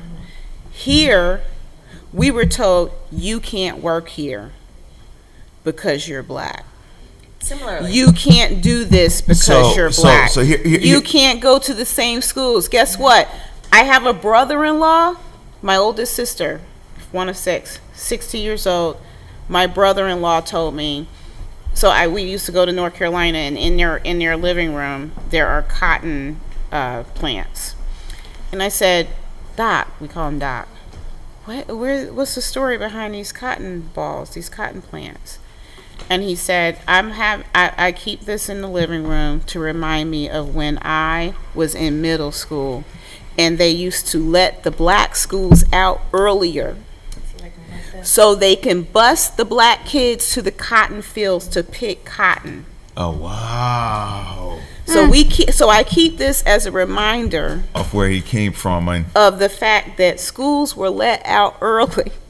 Imagine your kids, because you're dark skinned. We're going to let you out at noon. You don't get to eat lunch. We're going to you're going to get on the bus. Boom. And you're gonna go to the cotton field. So all of this stemmed from the first question I asked, which was the political climate and where we are. You know, I know we got all off track. Yeah, and I allowed it to do that, but as I bring deep root action here. Yeah, as I bring it back, and I love what's being stemmed, because at the end of the day, where we are politically, all that you've mentioned is where we are right now. You know, and I interrupted somebody and I mentioned the same passion that got Obama in is now the same passion that got Trump in. But let me just go back to the initial question I asked, and I'm gonna go with Dr. Rodriguez and go back this way. All right? Because we talked. You are the you're the president. What would you like to? Three policies you'd like to implement. Oh, 3. Okay. I thought 3 policies, and you guys were. I'm going to come around, so you guys think about before we even get to you. 3 policies you'd like to implement. Euphorically, policy number 1 would be every human being by the age of 15 has one-on-one counseling with a professional. Wow. Because it is the shit story. Because it is what our ancestors told us, and they keep the cotton in the living room. And it is because the lack of love and the changing, oh my God, you changed, I raised you, and what happened? Now you like men, now you like women? Yep, I do. Okay. It is that. And to engage in that conversation and to have that conversation and to accept that conversation, you need some form of coaching, counseling, emotionally, behaviorally, systematically in your mind, because we are the things that we tell ourselves every day. So one of the things you would implement is making sure everybody has everyone counseling. Must have counseling, period. Just like we give out Social Security. Second thing would be health. We got to focus on our health. We have to focus on what we're giving our kids, our pharmaceutical industry. We have to focus on that. And I know they don't want to that's such a underlying factor, but it runs the world. Decentralize that, because you have like 4 major pharmaceutical companies that is running, not here, running the world. And we all know what the side effects are on all the pharmaceutical shit, because that's bananas. Heal your bladder, don't pee as often, but die tomorrow. The third thing. The third thing would be President of the United States 3 things you can change. we're made. This is called the melting pot. We are made to be here, and the reason why, when you said systematically, it's systematically almost like infused, grown. It's like a GMO of culture for you to be. You know what? Her parents thrive because they came here. My grandparents thrive because they struggled to get here. True. Every person that I know that's coming from another country is working far more harder, far more efficient than maybe the little, Caucasian kid in a rich town because they feel entitled.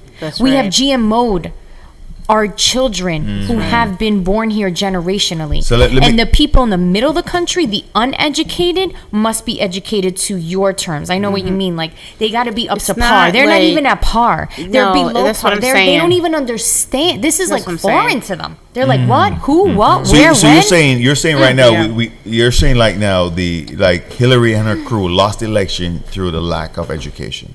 Is that what I'm hearing? So before you answer that question, let me go. I wasn't even going to vote for Hillary or Trump. Put it this way. Okay. That's just another thing. So, but if we had to, but how do you feel now? So first of all, what did you end up doing? And then, if you don't mind sharing that, I will share. I voted for Hillary. Okay. I voted for Hillary because it was lesser of the two evils. Yeah. And I think that's what a lot of people felt in this election. Lesser of the two evils.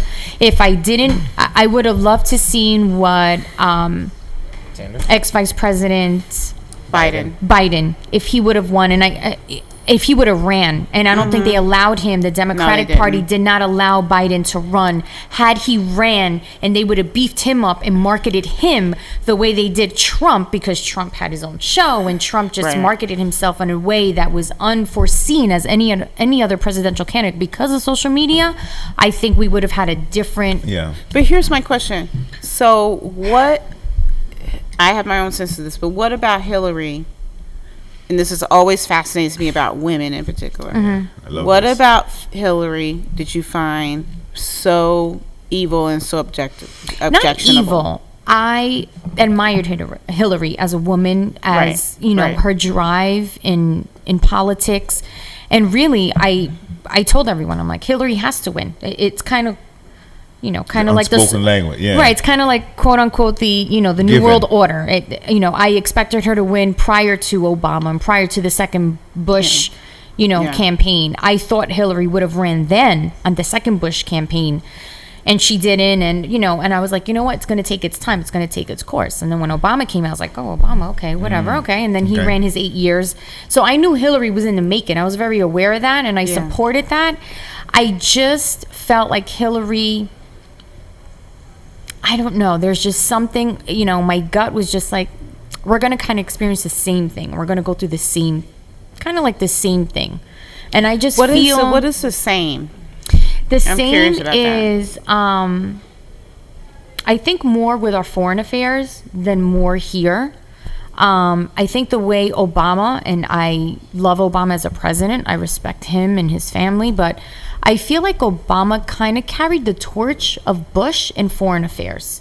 In what way? The whole drone, the whole killing of, in my heart, I'm very sensitive to the whole Middle Eastern world and culture, and the amount, what's happening in Syria, as we sit here, there are babies being washed up ashore. Infants, 4-year-olds are being washed up ashore on the beaches. It's unbelievable. It's unbelievable. And I feel like they've started this militia to get back at everything that we've counteracted upon during the end of the Bush years and the beginning of the Obama years. Yeah, true. That's true. And that is it's true. almost like, I know when you're president of this country, you are not in full control. I don't care what anyone says. You are not in full control. You got to go to Congress. You have your house. Right? So it's like at some point, someone's whispering in your ear and saying, this is what you got to do. Pull the fucking trigger, take the heat for it, and if you can't take the heat for it on this one person's going to take the heat for it. The next incident, you take the heat for it. Yeah. There's some kind of political game that's constantly going around. And so I just feel like no matter who's in that seat, they're going to take the heat for it. And so it would have maybe not been a Hillary, it maybe would have not been a Trump, and maybe would have not been a Biden. Somebody is going to feel the heat on that. I think I every 8 supported- years people want change. Exactly. And Regardless. that's the bottom line, because how can you explain a housing crash that left millions of people homeless and millions of people Yeah, that's bananas. without a Yeah, job, yeah, and this and gets at to the get end of those related. 8 years, unemployment went from fucking 8% to 4-something%, Yeah. and 20 million people didn't have health care, and marriage equality has happened, and all these things have happened, and people say the country's a fucking mess. Yeah. Which is- Like, how this a disaster? Yeah. Somebody gets up and says it's a disaster, You- and people believe it, and like, you know what? We want change. This You know- is horrible. you know, it's so funny. And now you're like, okay, well, you got change. You know, I How really, you like I me really, I now? really promote. I really promote and salute. You know, all the independent thoughts we've had on this topic, and as we get to reel things in and get ready to move on to our next topic, you know, I want Let's to spice it up. What's the next topic? sex. God, we want to bounce to Lewis to wrap things up. And in an ideal world, Lewis, Where's for Ron? you, Where- what do you where's the see finger in the the way bottom? things were as if you were president? What would you like to see implemented? And I'll wrap it up with my guest's points of view on this question. Pretty much every topic and every comment that's been made here, from education, you know, it's Yeah. I mean, education is not just in a classroom. It has to begin at home.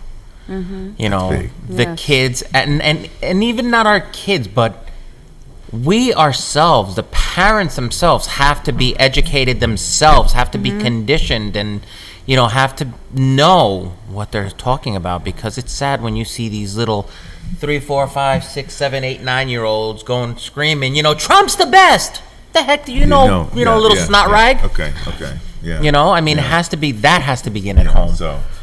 Yeah, I hear you. Or even like my sister is like a 8th grade teacher in North Carolina, and she tells me I get 8th graders who read on a 3rd grade level. That's How do I get them yeah. in 1 year? And my job is dependent on like them passing this test at the end of the year. Tough. But how do I get these 8th graders to read on a they read on a 3rd grade level. They're not going to read on an 8th grade level by the time they finish They my take those- class yeah, in a those, year. Tough. How, like, that is what I mean by education. Tough.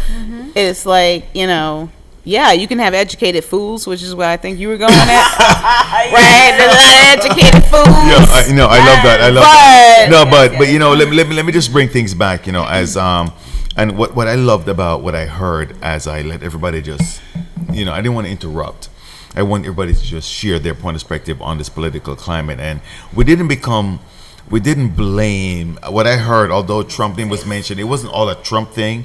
I saw where it was what we can do. Because at the end of the day, that's what I got from this conversation. Is what we can do. Definitely. You know, and I really appreciate you guys for your perspective on this.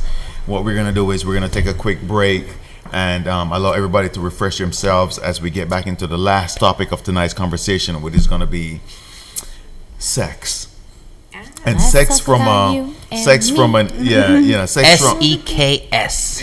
and as we try some more of this cake. So for everybody watching, we just want to let you know we're going to be streaming live on our Facebook. We're going to play some of this instrumentals that you're hearing in the background that we'll add in post so you can kick back and hear what we're hearing. But stay tuned because we're going to get right into go to the last section.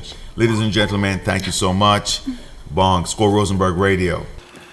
As I said, and when I mentioned the word sex, I wanted to just really get the impact I got from you guys, which is for you to think about the responsibility that comes with it.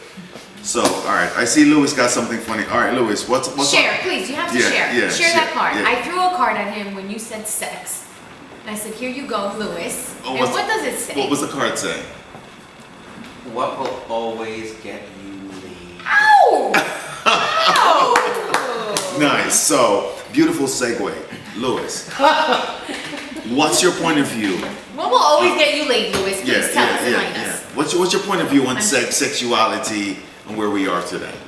Well, sex in this day and age is not what it used to be. back years ago, it used to be considered taboo to talk about. Which is what we're doing here on Squirrel Rosenberg Radio, is talking about it. Right, and that was only a topic that you would have when you're behind closed doors, when you're home, when you're with your loved ones.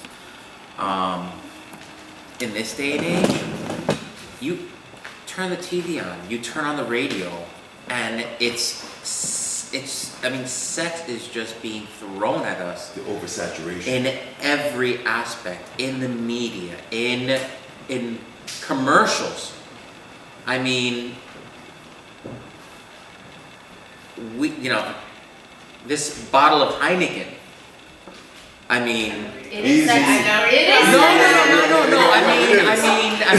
Well, no. See, I wasn't gonna go there. Okay. But I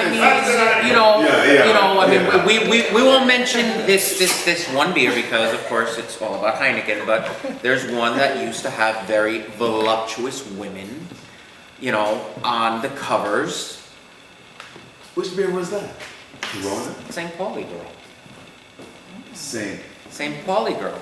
I mean, they had very voluptuous women Okay. posing So, as like, and that's what that's the thing. It's being thrown at you. okay. The sexuality. Okay. And it's not anything to be ashamed of. Be proud. Be happy. Who you are, what you are, gay, straight, bi, purple, orange, whatever. Embrace it. But always, be aware that there is a fine line. So let me throw this curveball at you. Mm-hmm. You have a child you're raising. What's your advice to that child navigating the sexual waters right now? Be you. Be happy with who you are. What does that mean? If you're gay, as long as you're happy and you're careful, knowing all of the diseases that are out there, you have to be educated. You have to know. Be in the know. So that youngster, that teenager or that preteen who is like, listen, I don't identify with my stereotypical gender. Exactly. Thank you. Where do I build the confidence up to come out? I mean, now things are a little bit more relaxed. But I wanted to hear your perspective on what do you say to that youngster who is not sure on where to move? I was that youngster. I didn't know which side of the fence I was on. Wow. I mean, I got married to a woman. Not for myself. Not to make myself happy. I did it all as show and for family. Because I was afraid of being who I truly was. What was that like? If you don't mind me asking. Ooh. It was hard. Do we need to get some more passion in the spot? Always know on some level, or were you? When I did, I knew. But once I was married, I was in that relationship, committed wholeheartedly.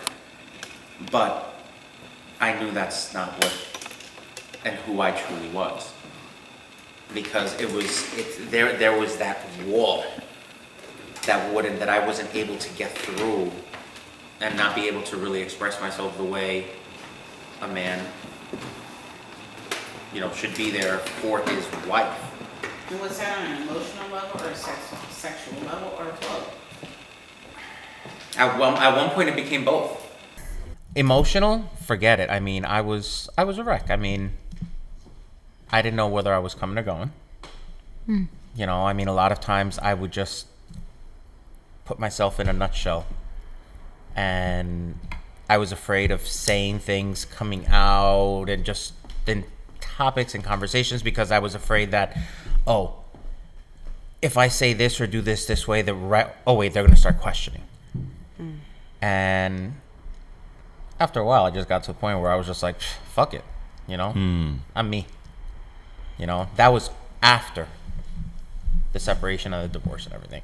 But if I had a child, if I had a son or a daughter, and they came up to me and they told me this, I would be like, as long as you're happy with you, and always know that if you ever have any questions or any doubts with anything, I will always be there.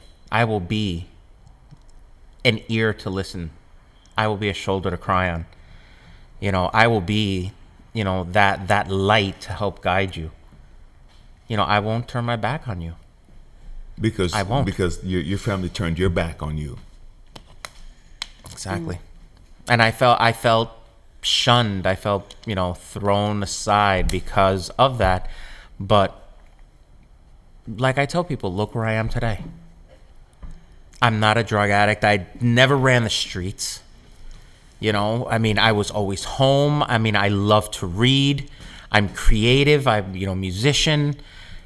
You know, I mean, I turn that creativity, you know, and love of music into the art that I do today, which is cakes and you know, creating things. And not only do they make me happy, but looking at the expressions when I present, you know, a piece, a work of art, because that's everything. I've never made anything exactly the same.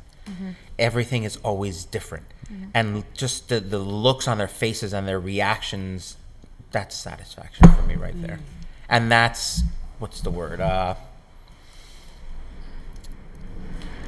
my God, I can't even think of the word. Oh. Yeah, well, yeah. Yo, Not acceptance, but it's I like that. you know, it's, I just love it. I just love it. I mean, I don't even know how else to explain it. I mean, I love making people happy. And I know that's one way. I mean, not only through food, but through something sweet. The good thing about it is that we can taste it. It's beautiful. Yeah, Right. Yeah, we can actually taste it in your food, you know, because tonight, not Oh, only delicious. that, Everything not only you made that, is but in your delicious. energy, because, you know, before all the guests got here, when we were just getting ready to set up and you walked in, you were just chatting with Ellie, and I'm like, oh my God, I wish I had a camera here. I mean, literally, the minute I got both of them in the elevator, I'm like, shit, I need a camera in this elevator because the sparks were flying off the wall. You did say that. Yeah, but you know, it's just Reality TV. yeah. No, but it's just kudos to exactly what you're saying right now. You know, it's just that energy that expounds, which is really what you would transcend to your, you know, your child or your sibling or whoever it is that's in your care to say, hey, live your life based on who you are.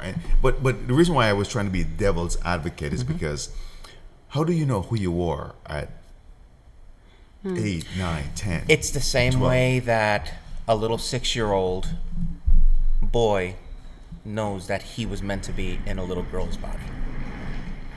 They know. We know when something's not right. Okay.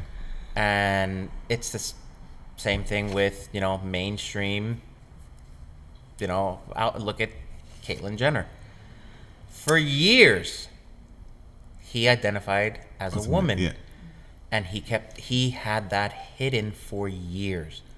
And little by little, as the popularity, we started seeing his change was subtle, but little by little you could see. Like I kept saying, I'm like, something's not right. But, you know, it was there. Now, do I agree with a lot of the things and stuff that, you know, like comments that were made about, you know, women and it's so hard with the dresses? No, I totally do not agree with that, because women in this day and age have a lot more on their plate and their mind than worrying about a damn dress that they're gonna go buy for a party. Yeah, You know, yeah. if they have a family, they have Facts. kids, they have a job, that's their main Yeah, priority. yeah, yeah. Not, you know, worrying about, you know, what dress am I? No. I like. I'm just curious about, like, I think a lot of people that struggle with understanding, struggle with, like, okay, where does it start? Like, where, when, you know, is being LGBT or being transgender or whatever, like, which is also LGBT, but where does, like, are people born or is it something innate that you feel inside that you know from when you're a child as the Very good same, question. you know, or is it something that becomes associated? And I think, you know, I'm curious because I just want to know what you think about that, because it's, you know, a lot of people think, oh, well, you're socialized to be that way. And you're not. And you're not. Is it because innate or is it socialized? Or could it be a mix of both? It's not socialized. I mean, you're born with it. It's in your genes. It's in your chromosomes. I mean, that's how you're born. You know, I mean, people don't just wake up in the morning and say, oh, I'm gay, or oh, I'm a lesbian, or I'm trans. No. But that's how we were created. I have a question. Do you think in this day and age, and I mean currently right now, do you think that women's roles are being socialized? Do you think there's a boundary of young teen girls being socialized into being gay and experimenting at a very young age and kind of portraying like, you know what, just stick with the women. You'll be safer than a man dogging you out. But then they're kind of experiencing that same hurt and that same pain because love is love. Exactly. No matter who it is. You can love your dad and he could still exactly. hurt you. You can love your mom and she could still hurt you. Your brother, your cousin. All these people could still hurt you in some kind of way because it is true love. But do you feel in this day and age, anybody? I mean, I just feel I've seen a lot of people that I know and a lot of friends who have teenage daughters, and they're just kind of swaying in this direction. And I just feel like it's a social movement more, or socialized, like you were saying, more than it is like, this is who I am. Because I've also grown up like an with a lot of, when I marker. was younger, you know, a lot of my mom's and my dad's friends were, you know, growing up in the Bronx, they were gay and they were open about it. And, you know, it was hard for them, but I grew up in that environment. So to me, that was, okay, that's what you are. But I just see it different for teenage females right now. I don't know. What do you guys think? I have a Does anybody teenage notice female. that? I think that that in some ways I would hate to be a teenager anything right now. Because I agree with you 100%. You know what I'm saying? Because It The has world been is following nailed. you. as prejudiced as the world was that we grew up in, It's even 10 times. where it was like you were this or you were that. And now it is, you can be straight, you can be straight up gay, you can be bisexual, you can be transgender, you can be this. There's so many choices. Yes. They don't know. Their Swahili minds for are, confusion. I And you feel like already their don't know. minds Yeah, you are already don't- exploded. yeah. So you already You're already don't in the know. mix, you don't know. And then you add all these choices in, Right. and then they don't know what the fuck to think. And Yeah. they are like True. confused out of their Minds. minds. Now there's a bad pro and a con. The pro is that, hey, we're more open than we ever were, and like, yeah, people can be many different things, and maybe there are many different things in one lifetime. You know what I mean? Like, maybe there's no right or wrong. And part of being like bisexual is that you're attracted to both, or part of being like, okay, well, if you're transgender, if you're Caitlyn Jenner, are you attracted to men or are you attracted to women? Like, maybe you could be both, right? Like, there are options are- so people have the fact? Is that freedom. true? So people have the freedom to Is it explore freedom who or they is are, it what true they like. essence? Because I feel like you Right. need to be genuine with yourself before you can project. But what anything. if it's everything? So And what that's is the genuine problem. to you? It's like, how do you know that's genuine to you? How do you know that's your true self? couldn't you be transgender, theoretically speaking? Let's just say, let's put all of our body. We're Caitlyn Jenner now. You're Caitlyn Jenner, and you're like, I was a man, and I was married to women, and I've had children, and then now, but I've always wanted to be a woman. But as a woman, maybe I like men and women. Like, I don't know. And that, I think that is the problem, back to politics, that middle of the country is having. We don't know. Because they're like, I want definitions. And we're living in a world where definitions have been obliterated. Yeah, that's true. That's And true. maybe there should be So- no definitions. so are we maybe gonna- you should be free. No, but are we To be whatever you are wanna we- be, are- right? Are we going to be tolerable to the indifferences or to the multiple options that are out there? I mean, that's where we are right now. That's exactly where we Exactly. are. And that's why this conversation is So so here's healthy. a question: when you say tolerable, are you saying for your own benefit? Yeah. Or are you saying to, Yeah, I love so that I can't- love that you called me in that statement, because you know what's so funny? Let me stick up in there. I went to church once, not once, but I went to church, and the pastor mentioned about using the word being tolerable, and tolerable versus I forgot the no, was it accommodate, whatever the term was, but tolerable isn't the word, because it means I accommodate you because of or with a reason. Yeah. You know, so I don't want to tolerate you. You know, because like for instance, when you told me that you scheduled us in for the 24th and you were gonna be here, I wasn't gonna tolerate you today. I was looking forward to seeing you today. So there's a big difference. There's a difference there. Yeah. To you know. So, Yeah. but the reason why I brought it up is it for you to either be compassionate for or tolerate? So whatever word you choose of this particular person, because I think Is that a rooster? Ducks. Canadian geese. Okay, never mind. We need the goose patrol. That is like destroying the mood. Okay, go ahead. So I the only reason why I brought it up is I've been kind of holding my tongue, because I feel like so yes, so you have like the social pressures you have, but I think when you think of sexuality, it's the same way as the way people view, and I'm sure I'm going to get gasps in the room, but the same way as people see civil rights, right? I had to do it. That was perfect. That was So perfect. when you think of, you know, because I used to be that person that used to say, hold up, you know, how are you going to equate sexuality to, you know, someone who can't change the color of their skin? But someone can come to you and say, well, I can't change my sexual orientation. I can't change, you know, who I feel I am born as, whether it's trans, whether it's gay, whether it's bisexual, whatever the case may be. So when we say tolerate,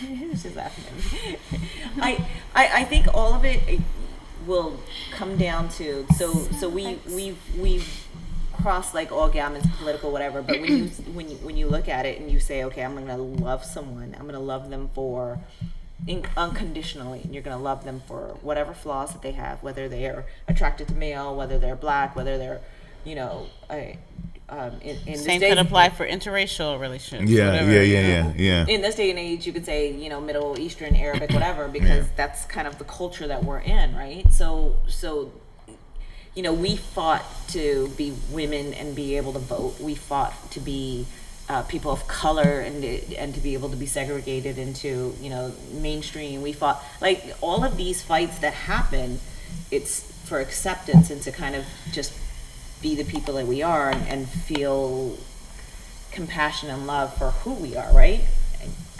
I think all of it is the same conversation, is what I'm trying to get at.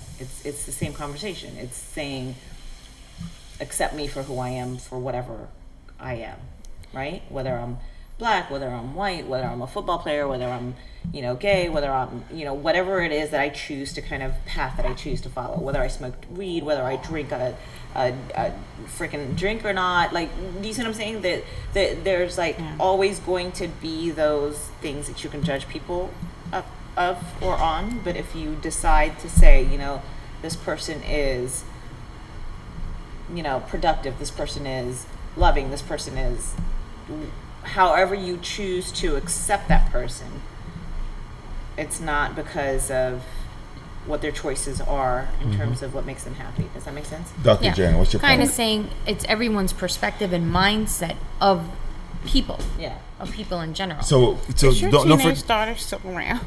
Nikki? No. She's gone, Okay. right? No, she's sleeping. Oh, she's sleeping. Or on her headphones. Because you know what you were saying, I do think there's an element of there are a lack of men out there for teenage girls right now that are performing on a male but basis. but also the true male But- essence. but- who are not like dating like just who Yes. like we're I think we're all used to, okay, you walk in the door, my husband opened doors for me. If we're getting out of the car, he's coming to the other side of the car and he's opening the door. and we're getting out together. Chivalry is dead. Get your freak on. So is it everybody? So is everybody having their own? That your chick? So is that everybody having their own Okay, I love perspective her. on love and sex, because it's so intertwined? You know, like I had a great conversation with the guys I don't the know other. that anybody can really like define it until they, fall into the room and Right. face first. But No, but defining you know what what's so you- funny? I had a great conversation with the guys the other night, and what was so profound Uh-oh. from a great takeaway. Here we go. Yeah, no, a Not great about to takeaway get from real. a great takeaway from the guy conversation was, as much as it may be physical for us, what I mean is like just like, yo, we need to get it in or whatever it is. Let me finish. We also understand it's even more when it's with that person. Sometimes it, What do you mean? take it and let's do this and stop talking and overthink. You mean on a male perspective? No. Or in general? Could you just let me? I'm Yeah. talking about my perspective. No, Like, I shut hear, the I fuck up hear, and let's- I hear perspective, but at the end of the day, what I'm saying is, Yeah. when it's even on that level, let's just take it, when it's with that perfect person, it's even better. It's heightened. Yeah. It's even better Yeah, it's than even better. just. Yeah. Okay. Although we're Okay. physical beings, Okay. and that's what the guys, when I spoke with the men the other night and we got into this, and I was hearing them meet up Was with my them. husband involved in this conversation? Yes, he was. Yeah, Yes, he was. Yes, he was. Yes, And he what was. did But he what I say? got from No. it was, it was just, it really What did mattered. you have to share? What did you have to share? No, it really mattered. No, it really mattered. And that's why I wanted to hear, and I also wanted to hear from the woman's perspective. That's why I love this conversation where we're here, discuss and share. Like, hey, we need that. When my wife said, "Yo, just shut the f up and make this happen." Do you remember? So, here from Christmas, or I guess it's January 7th is what we consider because we go by the Julian calendar. So January the 7th is what we celebrate our Christmas as. So, Paul, he's so in tuned, attuned, proper, yeah. So he took me to an Ethiopian restaurant in the snow. It was like the worst snow day. Everybody was supposed to be off the road, and he was like, we're gonna go. And a 20-minute drive took us about an hour and 15. But he made the drive in the truck, and he was just like, he took us to this restaurant. It was kind of dry. It was, all right, we'll have dinner, and I was like, okay, it was nice of him to take me. But we get in the car, and we go to a 7-Eleven because Nikki wanted a snack. She was with us, right? So she goes into this 7-Eleven to get the snack, and it's just, he and I were in the car, in the front seat, and it was just like, la, la, la, la, la, humdrum. And he reaches over, grabs me by the back of my neck, and he just, like, lays this passionate kiss on me. I'm like, where the fuck did this come from? But it was amazing, and it was like, okay. we Set get the home. tone. Set the tone, baby. Totally unexpected, He was like, wait a minute. spontaneous. Roti bread. Right? No, seriously. So we get home, and it's on like Donkey Kong, right? And he was like, "What the hell happened?" And I said, "Oh my god." Sometimes, because I wasn't expecting that. Like, You I just mean, need he somebody just, to Spontaneity. sweep you he off just your fucking grabbed feet. me and was like, yeah, she's okay. She's a poor thing. Unfortunately, she Sorry, I'm suffers through cursing this. like a sailor. She suffers through this on a child, regular, right so she's there. okay. But it was unexpected. It was authoritative. It was passionate. It was like I felt wanted at that moment, and it did something. So there is that kind of we go through our day to day and we kind of take things for granted, and that moment was like different. It was I'm taking this time out to let you know how much I need you right now, and it felt good. I mentioned that to you before. Yeah, you did, which is Yeah, so crazy he's- because my I can tell you from the person being on the other end, my mindset wasn't to let me show my wife this. I just wanted to do it, and that's what I did. So, and that's what I love to get out of this topic on sex. We never Can have I issues. ask you, like, what in that moment, like, this is your wife, but you have been together for a long time, since you were 16. Yeah. So Well, she was 16. I wasn't 16. I was Jamaican. I was she like, was 16. I was- 50. forget about it. And dog years. I'm Jamaican. Okay, I'm fine. Jamaican. Yeah, So dog years. Jamaican. what that means is we take them off the bus early. So There's a it's 4-year I got Okay, 'em. what? between us, almost, right? Yeah. So, Right. Yeah. That's not bad, but look, but I was want to 3 know what years. there's at a a time. caveat. I want to know what he was thinking. No, go ahead. What made so what made you feel in your heart of hearts like, this is my wife, I'm overwhelmed with this feeling after you've been together for so long? So there's a caveat. I don't think you and I have ever had an issue in terms of. No, I can answer the question carefully. I mean, when you were asking the question, I knew what it was because it actually brought me back to that feeling. Because a lot of men, I think, and I'm not talking about my husband, but I'm just saying, like, I think, look, I have a lot of sisters and they've all been married and blah, blah, blah, and it's like, you're together for a long time and you hear this, okay, well, what sparks that? Right? Yeah. And I have a yeah. sister that's been married 41 years. So it's like, what brings you back to this? I just want to rip your clothes off, blah, blah, blah. Because then I looked over at her and I realized, and when I said her, I mean, it could be, your significant other, and you just look over and be like, wow, I see the value and how lucky I am to be considered the caretaker of this being. He shifted his mindset, Yeah. right? Yeah. You shift your Oh mindset. no! It was all this. And a bag of chips. She was like, And a 7-Eleven hot dog. I know how to prospectively have anal sex in my kitchen if I needed to, okay? With 25 other soccer moms in the room. I could do that, all right? I could do that. Was it me glossing my lips, boo? No, I love that. What he's No, but- done is he's organically shifted his mindset. Because you can focus on the wrong things and be like, you know what? I hate when she slurps her soup. I hate when she freaking Yeah, blows yeah, her yeah. nose in front of me. I hate when she does this. You can Dr. focus, or you can Rodriguez. focus Yeah. on, you know what? I value that she's blessed me with 2 girls. I value how she's busted her ass and stayed up at night and made that happen for the 2 companies she's worked for and made her position. I value what she's done. I value that she cooked me that crazy broiled salmon that my mom talks about to this day, like 10 years later. I value those things. So it's a shift in how we're thinking at that moment. And at any moment, at any time, can someone be aroused by someone else? Yeah. At any moment. No, but It's not just, it's about being wanted, yes, but it's about, can I want you? And can I get you to want me? Anybody could do that at any time. Yeah. Like, we could do that right now to Yeah, each other. yeah, Can yeah, we? True. Can't we? Yeah, this probably could be a whole different party if we wanted to do That's it. what's up. No, you're right. Yeah, no, I Yeah. love what you said because then, but what's so funny is, oh my God, that was so profound what you said. That was so profound. I just have to say one minute. I'll be behind the camera.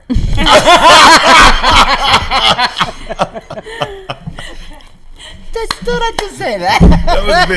That was big. No, but Can I ask a question? I'm sorry. I'm Yeah, just go a ahead, reporter, go ahead. Mr. Reporter me, but it's like, do you think that there are a lot of like women of today's ilk who don't realize what it takes to inspire that kind of thing in a man? Because my generation, my mother's generation, our generation, we're used to like shouldering every fucking thing, working the job, Yeah. blah, blah, blah, this, that, and the Yeah. other. True. I'm starting to see something in the upcoming generation that's a little different. That's a little entitled. That's a little, it's all about me. Selfie. Now, one part of me thinks, okay, well, it's about fucking time because since the age of time, it's been about everyone else for women. But the other part of me is like, well, men are still men, and men still want things to be about that mean? them. What does that mean? Men like, or that if it's all about you as a woman, then where do you see where it's about him sometimes? Do you see what I'm saying? Like I may like not that. I like be that. articulating it well, but it's sort No, of I like like that. okay, Flip well, side. where do you Yeah. see I read this book called His Knees, Her Knees, and it was like, It's a great book. you know that book? Love that book. I love that book. It Love was that book. eye-opening because Yes. it was, well, Ron and I read it together, so that's why he's Aw. laughing. But Awesome. But we read it together, and it was through our pastor at the time, and it was like, you know, they were doing these couple seminars, and we went, and one of the things is that I think it opened our eyes to was that men's needs and women's needs are two totally different needs. So it's like, if Yes. you list 1 through 5, what is in, like, if I went to you and I said, list your top 5, what's important to you, what would it be? And I went to you and I list what's your top 5, what's important to you? Totally different. Totally different. Like, what you think. We're gonna do this separately. That's like- because Yeah, I'm just curious. I want to know if it pans out the way it did for us. But it is very much like we want X, Y, and Z, and men want X, Y, and Z. On that X, Y, and Z, for men, sex, not to be a spoiler, but is like almost number 1. Yeah, it's got to be up there. For women, sex is not number 1. Sometimes it won't even be number 5. Sometimes it's not number 5. Connection. How do you reconcile that? Connection. If you connect, What did you just say? You said, If well, you for me, connect, you you it is connect. number Yeah, 1. yeah, you have yeah, to connect yeah, because that's if you big. guys are not, That's if you big. guys That's did big. not, Infinity and beyond. No, if you guys no, were that's big. separated and you guys weren't on the same page, see, the thing for you guys is you guys are on the same page mentally. You guys are flowing with each other. That's a blessing. So many couples that don't flow. So many couples like, I do this for a living, you do this for a living. We provide, we're good parents, but in the bedroom, it's like, it's like grinding. In all fairness, we do have our moments. Not in the bedroom. But so the connection on a woman's thing is the draw into the sex for the men on his top thing. Well, and to be real, But remember, a woman goes into it emotionally. yes. A man goes into it physically. If yeah, yeah. and that's the difference. So Right. for It should have been me. so like when you take so your like shirt off, because I'm like and all women are like that. At least like when they take the shirt, it's like. But like I think for us, it's like, okay, Ron works in Connecticut, so it's 5 days a week. I'm not seeing him until 11 o'clock at night, and I work sometimes 6 in the morning, 7 in the morning. So like when time he's is coming, just our so time tight. is opposite. Yeah, so like yeah. weekends is the only time we see each other.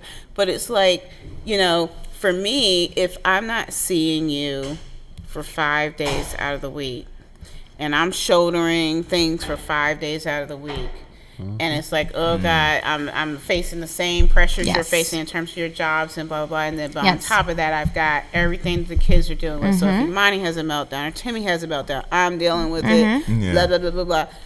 Friday comes along, he's like, whatever you went through, I should be the answer. It should all the heavens should open, and it's all about the fact that it's on. And it's like whatever is going. Where's and I'm just Marvin when you need him? And I'm Where's just Marvin like, when you need let's him, get damn it? on, and that should solve all the ills Yeah. of the world. And I'm like, but I'm tired. Yeah, you're And worn I'm from. stressed, and I'm like, and I don't feel sexy, and I'm like, yeah, and you know what I'm yes, saying, yeah, and like, I hear and you. like 5 minutes ago, I hear you. Imani was having a meltdown over something, Yeah. and it's just like, okay, it just takes me a minute to get in that space. Yep. For men, it's like I should be your haven, Yeah. Right? I agree. so speak. I'm going to plug in right now, March 4th, next Saturday, our house, Come on, 7 baby. p.m. Come on, Learn baby. how to fill your love tank. All is welcome to join Love us at our tank. house. At our house, come through next Saturday. Yeah. How to fill your love tank. We're doing a class. And to add on Little to what she said, thing. I mean, I fall in that same situation because I work 4 days, 4 10-hour shifts. Yeah. So technically the only day that Oscar and I have to spend together is Wednesdays. Like the full day. Because that's the day that we're And that's both your off. connect day. Right. Tuesdays he's off. by the time I get home, I might eat something, and I'll be watching TV. I'll be falling asleep. Yeah. Yeah. You know, from getting up so early in the morning. And then he works on Thursday. Tonight, I don't see him. He gets home 5:30 in the morning. Saturday, the same thing. Yeah. Sunday, I'll get home about 11. If it's dead, by midnight, he'll be home. 1 o'clock. Do you guys plan a date night? Date night has helped. That's our Wednesday. That's, Because our Wednesday. that, in my mind, that makes me look forward to saying, you know what, no matter what, we have this time to, and I'm looking forward to this time. Yeah. It's not like a free throw thing, because when it's a free throw, God knows what's going to happen, because Yep. life is going to happen, Yeah. our Yeah. kids are going to happen, Yeah. shit's going to happen. Yeah. But when we plan it and it's on the calendar, and actually for years it pops up every Wednesday. It's a reminder that Friday's date night, so we actually change it. Wednesday's really like our time, and then something on the weekends we'll figure it out. But really, it's like we have a set time, and it's like no matter what, come through for each other That's in our that time. time. No matter what. I mean, something Yeah. really has to happen for us not to come through at that time. That's But at least amazing. it's scheduled. And it sounds corny, but it's like everything else. You schedule You it. want You that schedule time. interview? You need You to. want that? Schedule it. If you're that damn busy, schedule it, and it will happen. Yeah. If you're not that busy and you can do it on a free flow, by all means do it. But you got to do what works best for you and your lifestyle at this time. And Schedule it. And you know put what it in. is? Put it on your iPhone. Put it in the family Google Calendar. Don't knock on mom and dad's door. Do not knock on our door. And you know that Uber it. Lift it. Uber it. We'll pick you completely up. forgot I just what I need was to know gonna who do. you're with. FaceTime No, the freaking no. license plate and whoever's driving you. No, I do but, something. You know what's so funny and so therapeutic about this is because the conversation we're having, all mom and dads, all couples, all relationships couples are going through this, and they're hearing that, hey, we need to specifically make that time. You know, the funny thing about it is my wife and I we're like almost in the retirement mode right now with our kids being so self-proficient, and you know, we don't have to, you know, and I agree with you. You must schedule that time, but we don't even have to schedule it because it happens. Yeah, And because I we're still- at the age where our kids are that age. Yeah, and I still like her, so we'll get home and we'll just chill. That's what I'm terrified about. It's like, okay, maybe you guys can speak to this, but Timmy's still in high school. Imani's about to go to college, and I'm sitting here like, okay, in 2 years, Timmy's going to be out too. Our lives for the last 18 years have revolved around our kids. 18 years. That seems so foreign to me. I particularly think about that, and mine. I'm like, Oh yeah, Particularly I my don't life know as the anything mother. else. yeah. As a mother, yeah. your life really like revolves around your kids. How True. like, and so now I'm like, okay, what am I gonna do?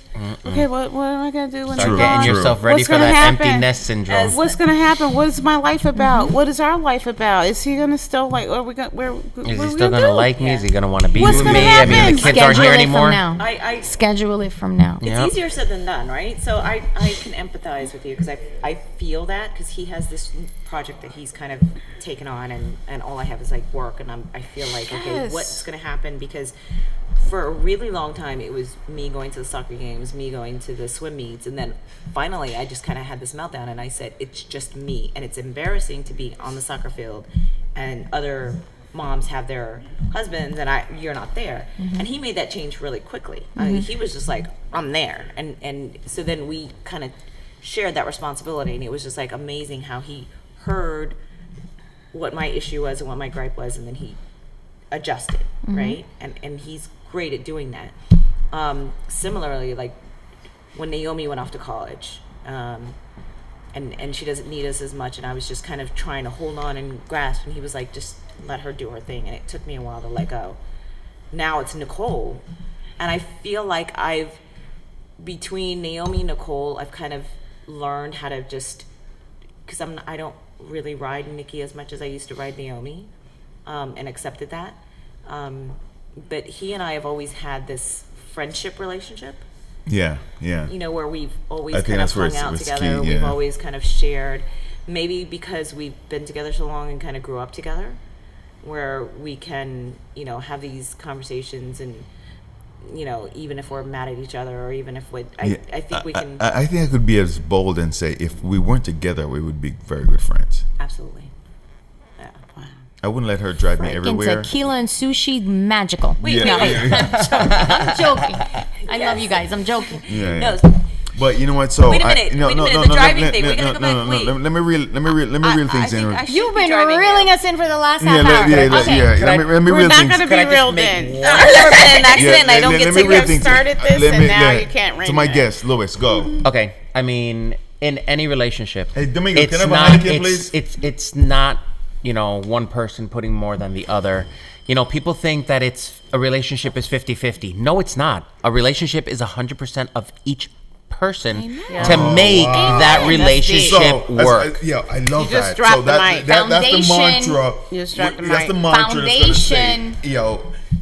Relationship is 100% Of each person. Of each person. Louis, Because- besides, so let's just stay focused here, everybody, on Squirrel Rosenberg Radio, on Squirrel Rosenberg TV. We love when jewels are dropped, and one of the most significant jewels that was just dropped is Jules is my guy. Louis just saying drooling. it's not. Say it again. We're drooling over what you said. That it takes. I mean, that it takes each person putting 100% of 100%. themselves in to make a relationship work. I love Because that's profound. if each person puts in 50%, you're only going to be getting 50% of But a relationship. 100%, and every line I drop is the cute. Ooh, the hip hop quotable. The hip hop quotable. The hip hop First of all, quotable. I walked in this mug thinking that she was like, oh, okay. First, I thought you were a producer. I was like, oh, she's a producer like me. I'm gonna go thanks. identify. Hi, yeah, I would love so to I be a thought you were producer. the producer, and so I was like, okay, I'm gonna go to producer. And then I was like, okay, she's a mom. Okay, blah blah blah. No, you were like a fucking DJ who knows every line of every hip hop song and even then some. Yeah, that's and I'm like, what that's the That's fuck? Dr. Just, J here. like, who is this person? Yeah, that's and that, then yeah. you like, I'm Syrian and Puerto Rican Yeah, and yeah, everything yeah, under yeah. the sun. Yeah, that's- and I'm like, that's oh my Dr. God. Dr. Jen, Like, can yeah. I worship at your feet? Yeah, I'm yeah, like, yeah, this what Dr. is Jen. going on? Yeah, this is Dr. Jen here. Yes, Yeah. thank you. Yeah, this is Dr. Jen This here is who homage. brings that flavor. This is homage. Thank you. But Right. ladies and gentlemen, Lift me away. I want to wrap as we get to come to the end of this great interview, and I just want to remind everybody. I mean, I wish you could be here, and I know you're going to be here when we get the Facebook streaming going on. Fortunately enough, we left Audacity recording, so all the B footage and the raw audio is still there. But in closing, ladies and gentlemen, I just want to, number one, thank you for being here. Thank you for having us. Thank you. I mean, round of applause for everybody. Oh my God. Honor of my sister-in-law. Leon Margarita. Yes. Cheers. No, you drop some you drop some jewels. you share some organic stuff. I want to give a big shout out to our guest Lois, who's definitely brought thank you. great flavor. Thank you. Yes. Thank you. Omnika, Ellie, Jen, Sabor. Dr. Rodriguez, who's been in the house. But we're getting ready to close. And one of the topics we took a break on is, and I asked my guest this before we close, was, here's the mantra. You want to leave a wise word of wisdom to your kids about sex before you leave this earth. What do you say? What would you tell that loved one about sex? So I'm going to start with Ellie. What would you leave to the girls regarding sex? In today's term, you have to think that kids are not waiting until they get married.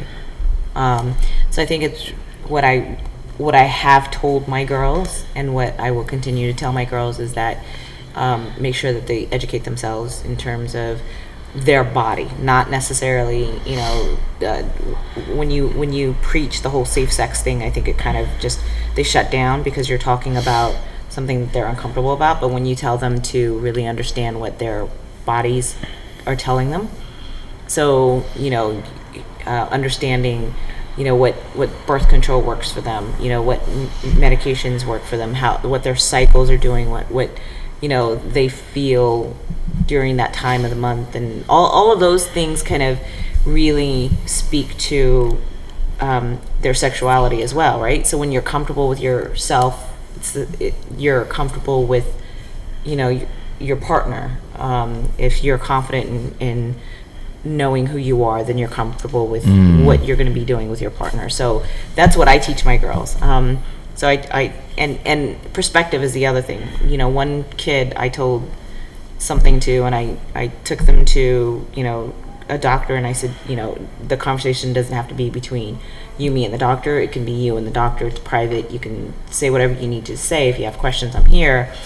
And I'm going to do the same with my other kid when I feel like they're ready. You know, I wouldn't say approach it sooner than necessary, and you'll know when they're ready. But I think being comfortable with who you are, knowing what makes you happy, and then understanding your physical being all adds to being comfortable and happy in your sexuality. So A sexual awareness overall. yeah. Yeah. So and not being Omnika. afraid to have that conversation. Answer last. Okay, that we can do that. Dr. Rodriguez, what's your thoughts on you're gonna be leaving some safe word to your kids about sex and sexuality? What would that be? Yeah. Don't do it because that's what you're supposed to do at that time, because you're being rooted on to do it at that time, because you think that's what he or she wants. Do it because in the pit of your stomach, that intuition, what God has given us, that feeling, follow that feeling. That feeling will never steer you wrong. If you feel it's not right, stand up and say, you know what? I don't want to. Man, woman, follow your gut feeling and education. Education and correlation. To me, the correlation is the gut feeling at that moment, at that time. Whether you're my son or my daughter, you know. As a woman, I know, you know, we all remember our first time, our second time, our fifth time. Yeah. You know that feeling. Is it right? Does it feel right? Is this the person you really want to be vulnerable to? If it's not, don't do it because he's pressuring you, because he wants it at that moment, or she does at that, in the same perspective. And then education. Same thing like Ellie was saying. Know your body. Love yourself 101%. Love yourself first, because the minute you start unappreciating your body, your left boob is bigger than your right boob, or whatever the situation is, love everything about yourself. Because the minute you can love everything about yourself, then you can predetermine what you want to do with your body. Yeah, that's Wow. it. Appreciate Education, that. correlation. Lewis, what are you leaving to your kids? What gems are you dropping on the young ones that are blessed to be in your presence and in your care regarding sex and sexuality? The most important thing is, you know, be educated, be aware, be informed. You know, don't jump into a relationship, or into not even a relationship, into a sexual relationship if you feel that you're being forced. Because if you're being forced, you know, or peer pressure or anything like that, then that means you're not ready. And that's how, accidents, things happen. You know, if you feel that you're being forced or coerced, or, you know, you just like Dr. Jen said, you know, listen to your gut, that little voice in the back of your head, which resides down in the pit of your stomach. If your stomach starts flipping, then you better listen, because that'll never steer you wrong. Because that is you telling you, don't do it. So as your being that's subjected on being in your care, that's what you were telling me. Listen to that inner. Listen to And, that and that's inner what voice. I've heard across the table is, and you know, so funny is, you know, we left out Omnika because you wanted time to meditate on a question. So now it's your turn. No. So What do you tell your kids in terms of a safe mantra, a safe word, or safe thing about sex and sexuality? So all of you have spoken to the idea of, like, if it doesn't feel right, you know, listen to your gut, all of that.